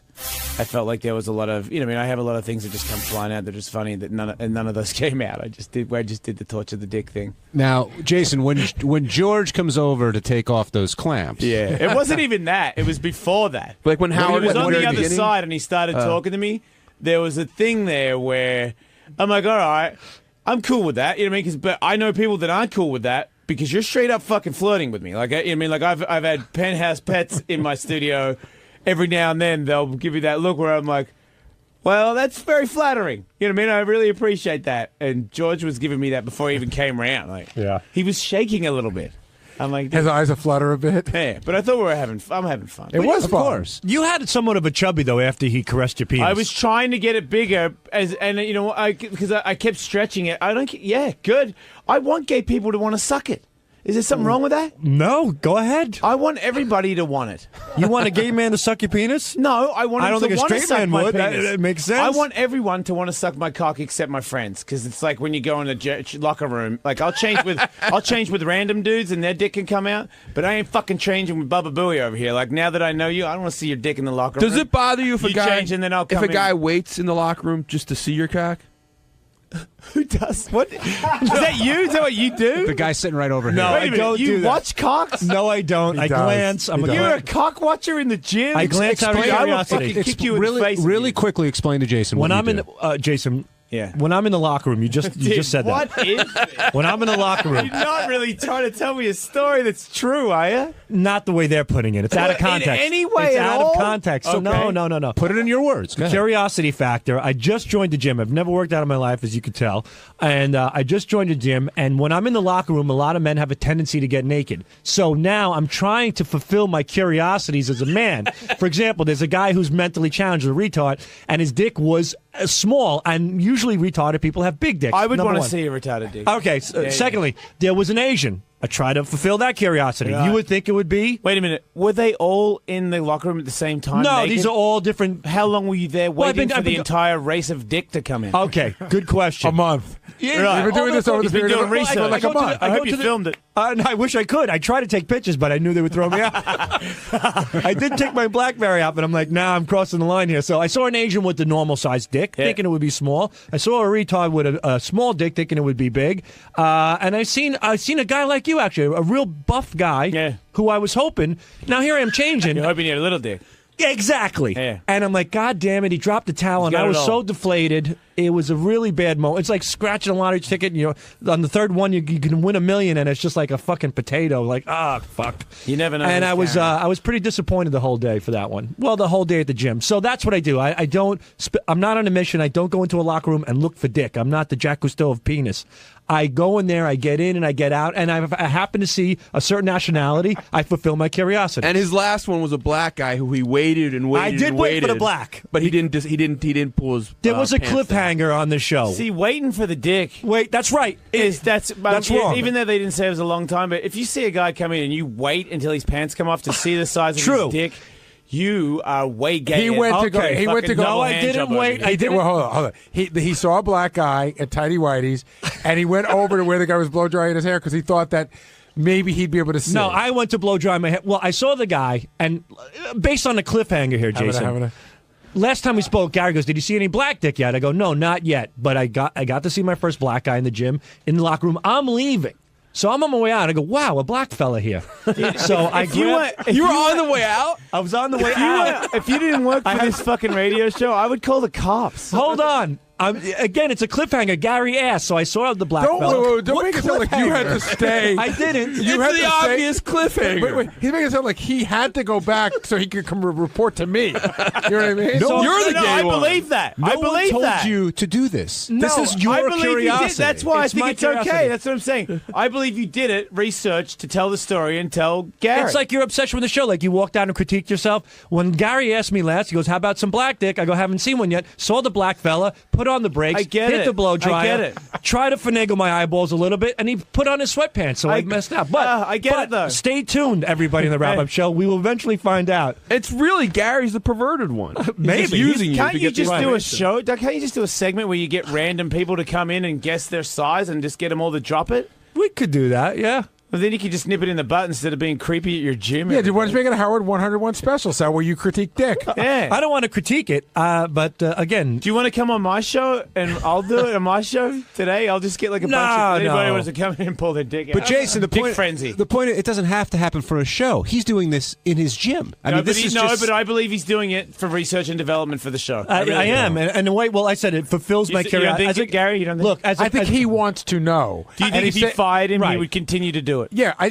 do, because I think he wants to know. I think we all want to know. I think every man. No, I do. Okay, I you do. fucked yourself. No, I didn't. Nobody wants to we know all want to everybody's know. penis I'm size. telling you, we all. When Steve Brandano takes a fucking piss, and if there's a guy next to him, and he has the opportunity to get an eighth of a glance just to see if he's holding up in the society of men, he's gonna do it. That's us. We're men. We measure up. We measure our biceps against biceps, our chest against chest, and our cocks against cocks. I think it's only for insecure penises. Well, I'm insecure. Look at it. It looks like an aardvark. It's a disaster.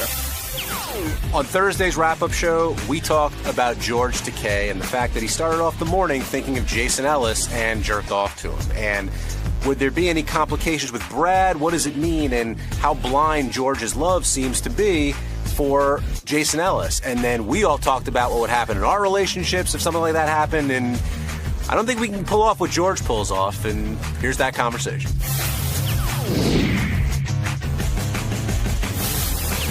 I want to talk about what happened at the very beginning of the show, where George talked about what he did in the shower this morning. And basically, and you guys correct me if you think I'm wrong, proclaimed his love, admiration, I'm not sure the right word, for Jason Ellis. And he said he spoke about it with Brad. You're being too nice. He said he jerked off in the shower this morning thinking of Jason. Well, that's another way of putting it, much more succinctly. But I guess, do they have the relationship where it's comfortable enough that those kinds of things can happen? Or do you think that there's more bad news for George around the corner? He just doesn't know that it's coming. Well, let me ask you a question. And again, I think Mutt started to bring this up a little bit, that they were going to talk about this on Superfan tonight. If you spent the whole week, right, sitting in there, talking about that you thought your wife was fat and that she could stand to lose some weight, and then at the end of the week, a really hot girl came in and you just started squeezing her naked tits, would you be able to go home? I wouldn't have a wife. I seriously, and I wouldn't blame her. Like, that's, and I think... So maybe they do have some special arrangement. I think they do. I mean, Stacey said, when she was talking about relationships, she said that maybe Brad's weight is his passive-aggressive way of telling George that, you know what, I'm going to be this way because, he's kind of fighting back in a subtle way. Or maybe everything's just smooth between them. It's hard to tell. What do you think, Ronnie? Well, it's not the first time he's touched a cock on the show. That's true. But I guess they do. They've had an arrangement, obviously, before Brad's weight came up. But George was like, listen, what I did yesterday was I just touched it. I didn't, he sort of insinuating that because he didn't do more about it. I guess it could be, a guy saying, hey, I felt the girl's tits. I didn't do anything. Yeah, but Gary, remember the day the guy was in here with the 12-inch cock and he had his hand down? Well, he had that look on his face like if I had my finger up some girl's ass or something. But isn't that like for years, girls have been coming in here, guys have been feeling them up. Isn't just touching a dick the gay version of that? I don't know. I can't define that. I'm not in that position. Yeah, but a lot of guys don't do that anymore. Like, you don't do it anymore, do you? No. And I'm sure, that's because of your wife, right? Well, she didn't like it, and I started to feel a little dirty doing it. I'm not going to lie. I don't know if it's a kid's thing, even though I have boys. When you have kids, I start to feel a little creepy doing it. And John, have you ever done it in here? Not on the show, no. Well, not off the show either. No. Yeah, John. John I got to meet you in the green room. Not on the show. Bad answer. No, I wouldn't do it. Yeah. I wouldn't do it. I think it's disrespectful to my wife. Would you have done it when you were single? When I was single? Yeah. Sure. But I don't think a lot of people are doing it these days, right? And Howard stopped. He said out of respect to Beth, I think. Ronnie, how about you? Have you seen me do it? No, but next time I haven't been in there. But if I've been in there with a flashlight to put them under the check for implants. Right. But there's a difference between that. I've held them up and put the flashlight on. Like the one that I remember. I'll do it. Bring somebody in here right now. I'll do it. I can't remember the girl's name, but we had her. It was back at terrestrial radio. She had that funny, like, real New York accent, and we all said we didn't believe she had real tits. And the line was ridiculously long. I remember that. I think Wood Yee was on the end of the line. That's what the clown car line, right? That's when I was the last one, I think, to go in with the flashlight to test them. Well, who usually leads that charge? Well, DePace has always said to me his wife doesn't care and he can do whatever he wants. But he hasn't been in there in a while. But he says it's no big deal. Pam doesn't care. I don't know who leads that charge. Usually it used to be, I don't know. I can't remember. Well, I think the difference here, getting it back to George, is not only is George touching him, but the way he's referring to he's literally gushing over, this guy. And if you're married to George, Gary, would it bother you? I would think so. Listen, if my wife went to, what are those Chippendales, and she was jamming her hand down a guy's pants, and even though she was laughing, she was grabbing a dick, I'd probably be pretty annoyed. This is the best of the wrap-up show. A recap and behind-the-scenes look with John High and Gary Dell'Abate. The best of the wrap-up show begins now. On Monday's wrap-up show, Deb called in to defend me between the age difference of me and my girlfriend. She had an older boyfriend also. There was like a 20, 30-year difference between them. Unfortunately, her guy kicked off, and she's unhappy without him, but mine still got me. Then Ken called in from somewhere in the fucking future somewhere and tried to break my balls, but you wait and see what I did to him. Check it out.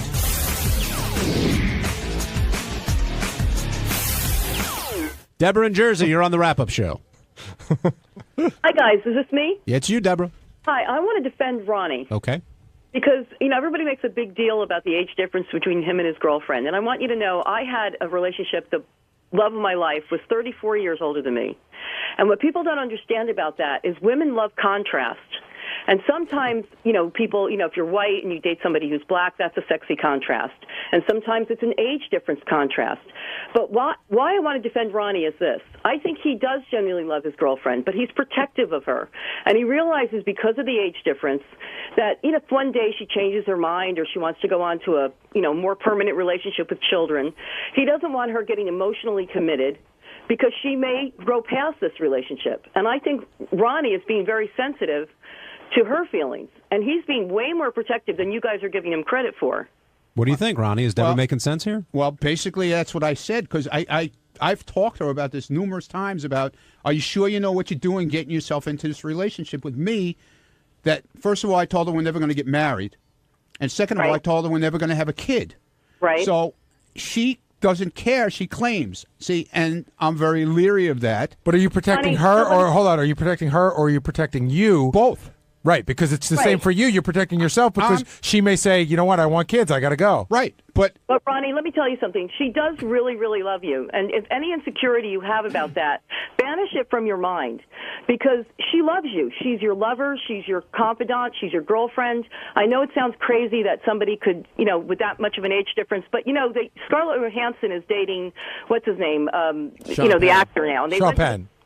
Right, but they went to the correspondence dinner, and they went separately. She went with her fraternal twin brother because they didn't want the press talking about them. But the press did talk about them, and they started listing all the May, December romances. And guess who made the list? Howard and Beth. And, Howard can't be a hypocrite about this because he's 18 years older than his wife.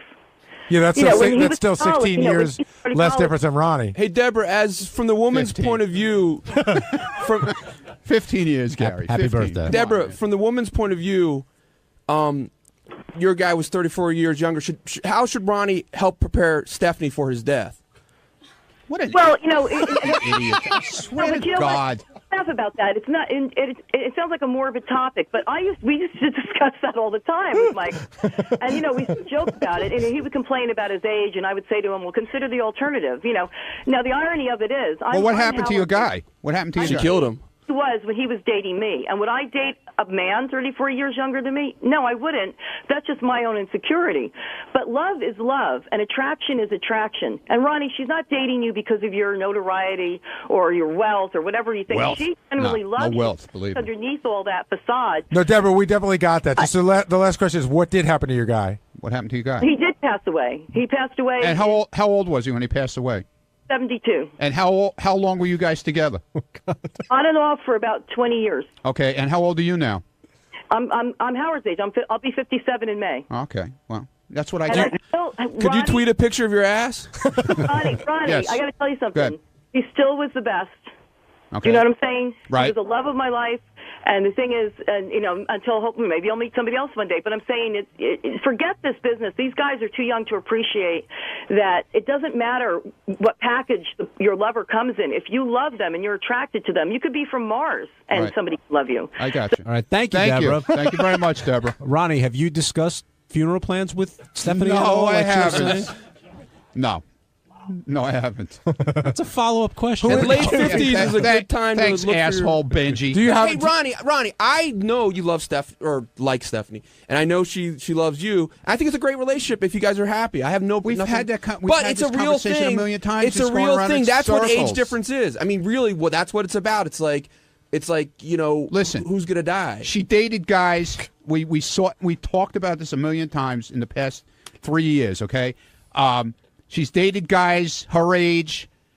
She can't find anything in common with them. All they want to do is meet her at a club or something, take her home and fuck her, and then leave her. And she doesn't want to be bathrooms. Isn't that what you guys do? And... No, but it's a different club. No, dude, I'm just saying. What are you talking about? Instead of the tunnel, it's Rick's. Gary. That's not what I'm talking about. Oh. It's they're all looking for one night stands. I see what you're saying. I got you. She's looking for a relationship where she can be with somebody that she cares about. But you, never mind. Ken in Florida, you're on the wrap-up show. Hey, age difference is the least of this loser's issues. Oh, Jesus Christ. What do you mean, first Ken? of all, well, I agree with the previous caller. If age was the only thing, yeah, even 2-3 decades, I don't even think that matters. It's the emotional immaturity that this guy brings to the relationship, whatever age. She's more adult than he is. I want to ask one question. How do you know that? Well, go ahead. Ask your question, Ken.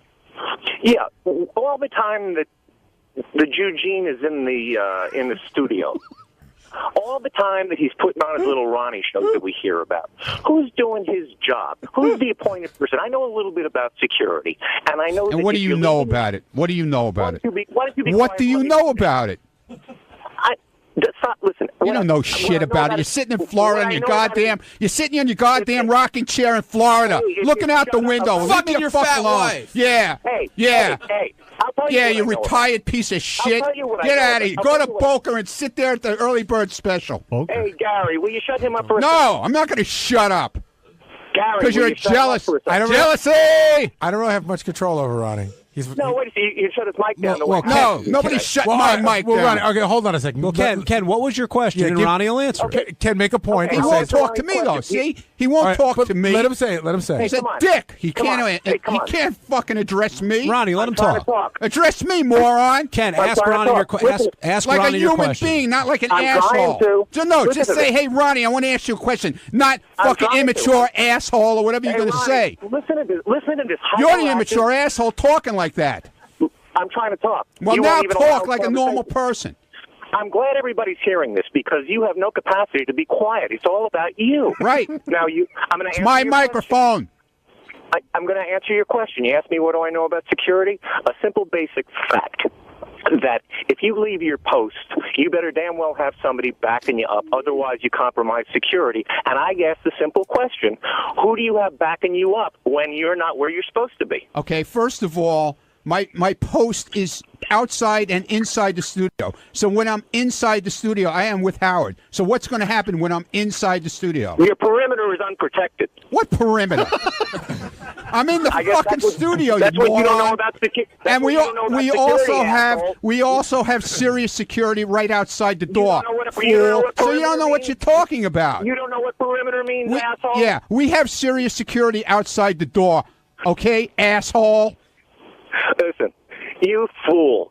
Fool. I don't understand. A guy who sits on the phone calling the radio show all the time is a fool. Wait a second. You want to start knocking your fans, the subscribers who pay your salary? Please. I don't think you want to start. Wait a second. Another sign of immaturity. Yes. I don't think you guys want to start insulting your listeners. You called up and insulted me, you fucking asshole. No, you called up and insulted me first, didn't you? You couldn't call up and say, hey, I got a question for Ronnie. No, I got a question for the immature idiot or whatever. Fuck you, dude. Who are you? You're shit. It's just a given. It's just a given. Shut your fucking radio off. I don't care. The way you deport yourself in public, Ronnie. Yes. The way you talk about. Yes. Hey, I'm talking to a guy who likes fingers up his ass. Okay. Yeah. Well, I guess you're not into sex. You like fucking taking it up the ass from fucking guys. I'm not the one that said it. Yeah. I'm so glad everybody got to hear it. You're short. You got no. What do you got? What do you have? My work involves, let's say, work that got me as the runner-up in the Gary audiobook contest. Oh wow! Or whatever it's How I'm cool. just saying. I'm not. I believe me. I didn't live to do it. Runner-up. You didn't even fucking win. You're great. You're awesome, man. I work with Pro Tools a lot. So do you think that makes you better than Ronnie? Of course. No, not one bit. Well, I'm not the one that says better or worse. I just said that this guy is so emotionally immature. Listen, dude, listen back to the tape. He doesn't even know how to handle a relationship. And the way he behaved on the show today, when Stern just let him ramble on and basically take control of the microphone, Gary, no disrespect to you and a little disrespect to Howard, but you guys can't moderate properly if you let this guy steamroll over people. Actually, when he was I got to tell you, when he was steamrolling over you, it was sort of funny. That's why we let it happen. Hey, it's just not funny to you. Hey, you! How many followers do you have on Twitter? Hey, you know how many I have? I'll tell you. How many? What, 13? None, because I could give a shit. And I don't think anybody really cares what I have to say. That's how important I feel about myself. Well, obviously, that's why you have to call the wrap-up show to get your big mouth out somewhere, don't you? All right, I'm bringing this to an end. Ken, thank you for calling in. On Tuesday's wrap-up show, we're lucky to have two big guests, director Scott DePace and Robin Quivers from our show. and they got into a discussion about Obama, about Donald Trump, about torturing prisoners, and it got a little bit heated. It was interesting to watch. Here's what happened. There's been a lot of talk about bin Laden and what went down, and I asked Scott to come down to Pace because it seemed like everyone is sort of okay with now some of the methods that were used in order to get to the end. You know, the means justifies the end, or vice versa. Do you feel vindicated at all now that people are like, you know what, maybe it was a good idea that we had those guys down in Guantanamo? I guess so, a little bit. Why, Gary, how are you feeling these days? I'm just glad it happened. I'm not Are really... you okay with waterboarding Khalid Sheikh Mohammed? But I think they've been very quick to point out that none of these revelations were made during the enhanced interrogation. That's not what the guy from Long Island, the senator, Peter saying. King? Yeah, I don't like him at all. Yeah, because he's Republican. No, of course. because he's just sort of a loose cannon that just says a lot of wacky shit. Not because he's Republican. Wow. Well, What do you mean, liberal, where's the loose shit? Where's the loose cannon you're talking? I don't understand. He just spouts a lot of crap. Because he had a committee hearing on whether Muslims or, I don't know, whatever he said, Muslims in America or something. Is that the one? Just in general, I always hear him, he's always on the contrary to anything that the Democrats say. So, yeah, I probably don't like him because he's Republican. Exactly. He's ugly, too. He's like a big face. But hey, he's a funny-looking guy. There's two things that I think people are mixing up into one thing with the enhanced interrogation. Is there's the moral argument. Is it morally wrong for us to be doing it? And is it effective? So, Robin, I want to ask you first, do you think is it morally wrong for us to be doing it, whatever the results? Yes, I think it's morally wrong, and I don't think it's effective. And I think that's one of the things that are, is coming out of all of this stuff is that nothing was done. This guy didn't talk until after all that was over. No, none of us know. That's what I'm reading in reports. Well, what I'm reading is opposite of that. But this is what I don't understand, and this is like the argument. I was on the treadmill yesterday. I watched CNN and Fox News. I was going back and forth between the both of them. It was like two entirely different stories. So how does it come out that Robin's reading something one place and you're reading something in another place? What is that? What does that mean? Right, exactly. It's fucked up. So what I believe is what you want to believe. I don't give a shit. What you want to believe is. I don't give a shit whether we chop their fucking toes off. These guys, they're not in a military. The Geneva Convention does not apply to them. So therefore, it doesn't matter whether the Geneva Convention applies. Well, that's what there is a right and a wrong, and you have to decide what kind of people you're you want to be. You're basically scaring them. Is all you're doing. You're not putting their health in any danger. So scare them all you fucking want, as far as I'm concerned, to find out the information you need. Well, why don't we start putting, bamboo shoots under their fingernails? Well, that you conceivably could say you're physically hurting them at that point. Right? Yeah, I heard the argument that we're not doing that. This is actually, I heard this on Nick DiPaolo's comedy record. He said, we're not putting bamboo shoots. That's exactly what he said. He goes, he was trying to explain on his comedy record, but he was being serious that you know how like when you see wrestling and how the floor has got springs in it, that the walls are like that. And when they bang a guy's head against the wall, they're not really hurting him. So, and when they waterboard him, all our guys get waterboarded. And that we're not torturing them, we're scaring them. So Gary and Rob, if you, let's say... By the way, I haven't come out and said I'm against torture. Well, if you found out, Robin, it was effective to prevent innocent you death. still have to determine what kind of person you want to be. One that wants to keep our Americans safe. Under any circumstances. Yes. Yep. That's the kind of person you want to be. Are you okay? What do you want Are you okay with them putting a bullet in bin Laden's head, or do you think they should have taken him alive? Absolutely. He declared war on us. So as far as he's concerned, I'm a soldier. He said there were no innocent people in those towers on 9/11. He said any American is a soldier. So I feel the same way about him. We didn't kill him. He died in battle. You don't think those dark-skinned people just kind of imply it by the way they look? That's very funny, Benji. Thanks. Listen, I'm glad they killed him because capturing him would have been the worst thing in the world. Absolutely, it would have been a circus. It would have been riots in the city, and he would have been a martyr. He's fucking dead. He's out to sea. He would have been a reason to do all kinds of other things. Yeah. Oh, by the way, I think they buried like a pinky at sea. I think they have the whole body. They do a medical test. They didn't fucking throw anything in the sea. Should assassination be okay for U.S. policy?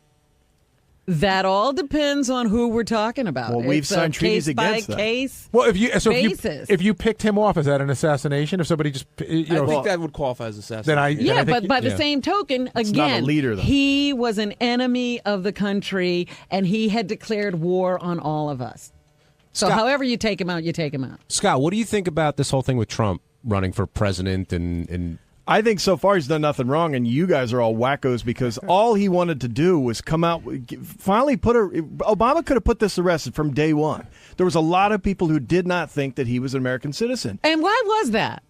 That was because, you have to admit his one dad was from, I don't know, Africa His somewhere. one dad? How many dads do we get? His dad was from Africa somewhere. His mom had just moved to Hawaii. Her name's It was a little Stanley. suspect. I know a guy who ran for president against him that was born in Panama.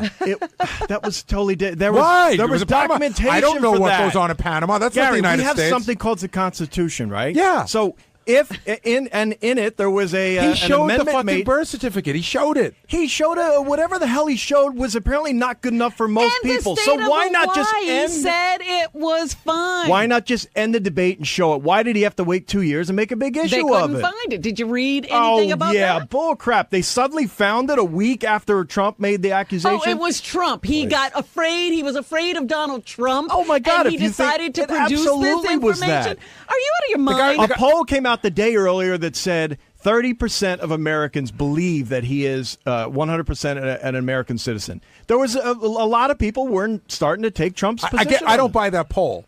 That's a poll that you saw in a place that works for you. No, it was like a CNN poll. It was like a CNN swear to poll, God- or was a CNN Gary, I poll? swear to God, in my life, it was a poll on your side. You're saying that 70% of the country didn't believe he was American. 70% of the Why country was would- willing to believe that it was possible that he was not an American. Why would he hold back this information? Exactly. I'll tell you why. I'll tell you why. Because he felt it made the Republicans look stupid. And maybe it did in some ways. But once Trump got on board and a lot of people started to believe it because things aren't going so well in the country right now, then he said, well, I'm going to put an end to this fiasco. Did you see the article I sent out yesterday about how Trump lied about his Vietnam deferment? Yeah, I read that. Yeah, I mean he's as goofy. Would you support? I'm not a big Trump fan. I think some of the things he's saying so far are great, and I'm on with him. But I don't think anyone who has a TV show where he's talking about firing people and that type, I think that would be a little odd to vote for that guy. You mean like when an actor became the president of the country, that sort of thing? No, it's not that dipshit. But it was just everything that goes along with him and his fake gold crap everywhere, and I don't know. I think it would be a little odd. Does it surprise you that Howard's so happy about the Bin Laden thing and the way he's been talking about what went No, down? he's always been on the right side of this argument. How could you not be happy? He's on the- absolutely. He's on Even the wrong I'm side on of the right side of this argument. He's on the wrong side of the rest of the argument. What is the rest of the argument? You know, everything that's happening. You know, the Bush stuff and everything recently where he's still supporting this president, even though he's horrible. You know, but that's an opinion, not a fact. Of course. Well, yeah, that's what we're talking about here. Opinions. Okay. That's what this show's about. That's what you call Scott for, not facts. Oh, as opposed to yours, you're not willing to. What did she say this morning when? What was it when Howard said? Oh, about the what the nickname for Osama was? Oh, Geronimo. Well, I was listening to probably Fox News, and they were saying that. And you couldn't admit you were wrong. You had to blame the reporter. I couldn't admit. I didn't go and do this investigation. I was listening to a reporter. But this is what I was curious about, Scott, and I think this is why John called you down, because I'm curious to know the answer. When all said and done in this particular incident, would you say that Obama did a very good job? Yes. Oh, good. Yeah, he basically continued the Bush policy, doing a very good job. See, he's got to always be an addendum. It's always the man What it had is. to make a call in this particular instance. I Did he guarantee do you, the right thing? Here's what I will also say: if Obama was president for say 4 years before, we might not have had the information to get Osama.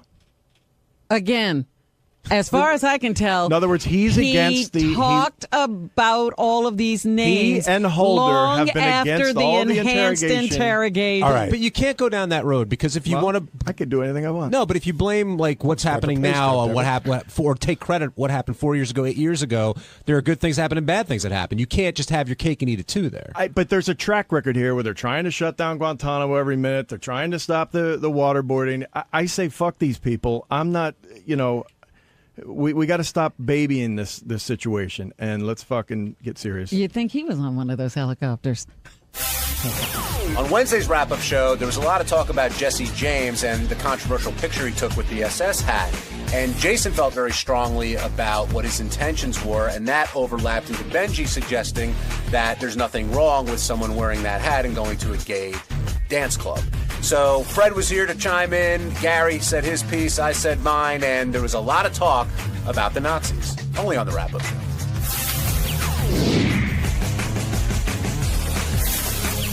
Welcome back to the wrap-up show. Before we move on to Doug Stanhope and Bingo, let's talk about how Jesse explained that picture, which became so controversial with the SS hat. He said he is one of the most non-racist people you'll ever meet. He said that today. Which is usually what somebody says when they're in a situation. I don't know whether he is or isn't. He said he wasn't. It's all but it's all perspective. When you get into that situation, you're like, I have tons of Jewish friends. I have tons of black friends. Jason, what do you think? Well, I have to say that. To me, when Jesse was coming on today, that's what bothered me way more than the Sandra Bullock thing. And I did like the fact that he said he regretted it and he apologized. I thought, what else can you do at this point? But I don't buy his explanation. I'm sorry, I just don't buy it. I don't think. I think there's more than that one picture out there. There's that other picture of him in a car with his friends dressed up like a Nazi and they're giving the Sikh hails. There's another one that supposedly he's in. I don't know if there's a controversy if it's him where he drew a picture of like Hitler doing something, I don't know, and holding it and smiling. And I just don't buy it. I think maybe it was a long time ago and maybe he's a changed person now. But I think when you put on a Nazi uniform and start taking pictures with it, there's not a lot of humor in that for me. Did he talk about the discussion he had about that on Piers Morgan? Did he discuss that? Because Piers Morgan gave him a really hard time about it, and he was like, "Screw you, your prince is a Nazi." He goes, "I only wore the hat. He had the armbands and everything on." I think it's Jason. I just think that's yes, maybe he is racist. I don't have any evidence that he is, and to say like putting on. Although if I went Nazi, to you can make the same argument. Now, Kid Rock's going through that thing right now, and about I the think he's Confederate racist flag, where people are going like, "I see nothing wrong with the Confederate flag," and yet what it represents. I think it's a tricky thing. Sometimes people, it's not that tricky. Here's the deal: if I went to Benji's house and he handed me a Confederate flag and a noose and said, "Hey, you want to pose for a funny picture?" I'd say no. Because that's offensive and it's wrong. But I've done that with Benji, and it's okay. But you don't think some people just put on a Nazi outfit? It's funny. I wouldn't. I got to tell you right now. If somebody put a Nazi hat on me, I pull it right off because I've done it, so I can't. Fred has it. And you know what? I'm the one who rented it for Fred to do it. So we're both guilty. We had to actually go out to Queens and pirate outfits. What's that? Is it okay for your kids to wear pirate outfits? Yes, sure. Is a pirate a good person? Some are they going out raping and killing the way people? they're depicted in movies now with Johnny Depp? Yeah, they're good people. I'm not going to go down this road with Benji. I think you're splitting hairs and parts and stuff. I know if I was at my friend's house and as a joke he pulled out a Nazi armband and said, "Isn't this funny?" I'd leave. Like that. But it's a symbol of hatred. But what's funny? Wait, hold on. What could be funny about it? Like if I pulled it out and we were together, I go, "Benji, you should put this on. Isn't it funny?" What's funny about it? Okay, let's say that we all dressed up as Nazis and went to a gay dance club and went dancing. You don't? But think why that'd be would we funny? do that? It'd just be. That's ridiculous. It would be. And why are you bringing the gays of it. into it? If you're doing I think most Nazis were. If you're doing some sort of performance, like, okay, so Prince Harry, okay, right, who dressed up like the Nazi, I think that's what. And what was his reasoning? Now he was at a Halloween party. Now I still think he displayed amazingly poor. I agree. It was stupid of him. But at least there was an okay. It was a Halloween party. You're supposed to get into a costume, even though he picked the worst costume possible. When you're hanging out in a friend's house, just throwing Nazi shit on and throwing up the side heel and then the mustache, Sieg Heil. And then, by the way, there were lots of questions about that bombshell McGee with her WP and whether or not she was a white supremacist. I'm just saying, there's a lot of smoke there. I respect the fact that he came on and apologized and said he regretted it. And I would put them. For me personally, I consider it a done issue, but I just don't buy. He said he apologized about putting on the Nazi outfit. Yes, he said he apologized and he regretted it. He went to rehab for Nazi addiction, by the way. Now, Fred, did you ever struggle with that? Because you did guess with who's the Nazi Jew. addiction. No, you did. I'm being serious. You did guess who's the Jew. And you know what? Because it started off as just like one of those weird bits, and then it turned and blew up into something way, way bigger. Yeah, there were times when it was kind of weird to put on the uniform, and the weirdest thing for me was when we were doing Butt Bongo Fiesta, and I'm standing backstage. And I'm trying to hide from Daniel Carver because I don't want him to see me in my outfit, and we wanted it to be a surprise. But he spotted me out of the corner of his KKK eye. A gleam and a glint came into his eye. He came over and he shook my hand, and I was going like, this is when it feels really shitty because, well, yeah. he feels like he thought you were one of them. He felt like there was a kinship there, and that made me really uncomfortable. The weird thing for us was that Fred did not look entirely unnatural in the outfit. That was we're like, holy shit, Fred looks like a fucking But Nazi. you see, that's why I've got a spare. So if there's a fourth Reich to come along, it's like, here's the anybody deal. wants to be a friend of mine, I'll put in a good We're word doing for you. a scripted, and by scripted I mean, we plan to do this bit. If Fred showed up at the Christmas party dressed like, that guy you dress up as, I have a problem. Well, that was a problem. But I wouldn't skate even if it was a former character. No, I'm dressing as a character that I portray. We had to rent the outfit twice, right? Once for a live show, once for Butt Bongo Fiesta. The first time I rented it for the live show, no problems whatsoever. went back to the same place to get it, and there had been an incident where somebody had rented it saying that it was for a stage show, but had in fact taken it around and they were terrorizing like temples out on Long so Island. I had to bring a letter on our letterhead taking full responsibility for anything that happened to the outfit while it was in my possession. And another thing, to go back to Jesse's point where he's saying, oh, is that the Schindler's List house guy and this is what he has. If Fred had his Nazi outfit at his house, and again, I'm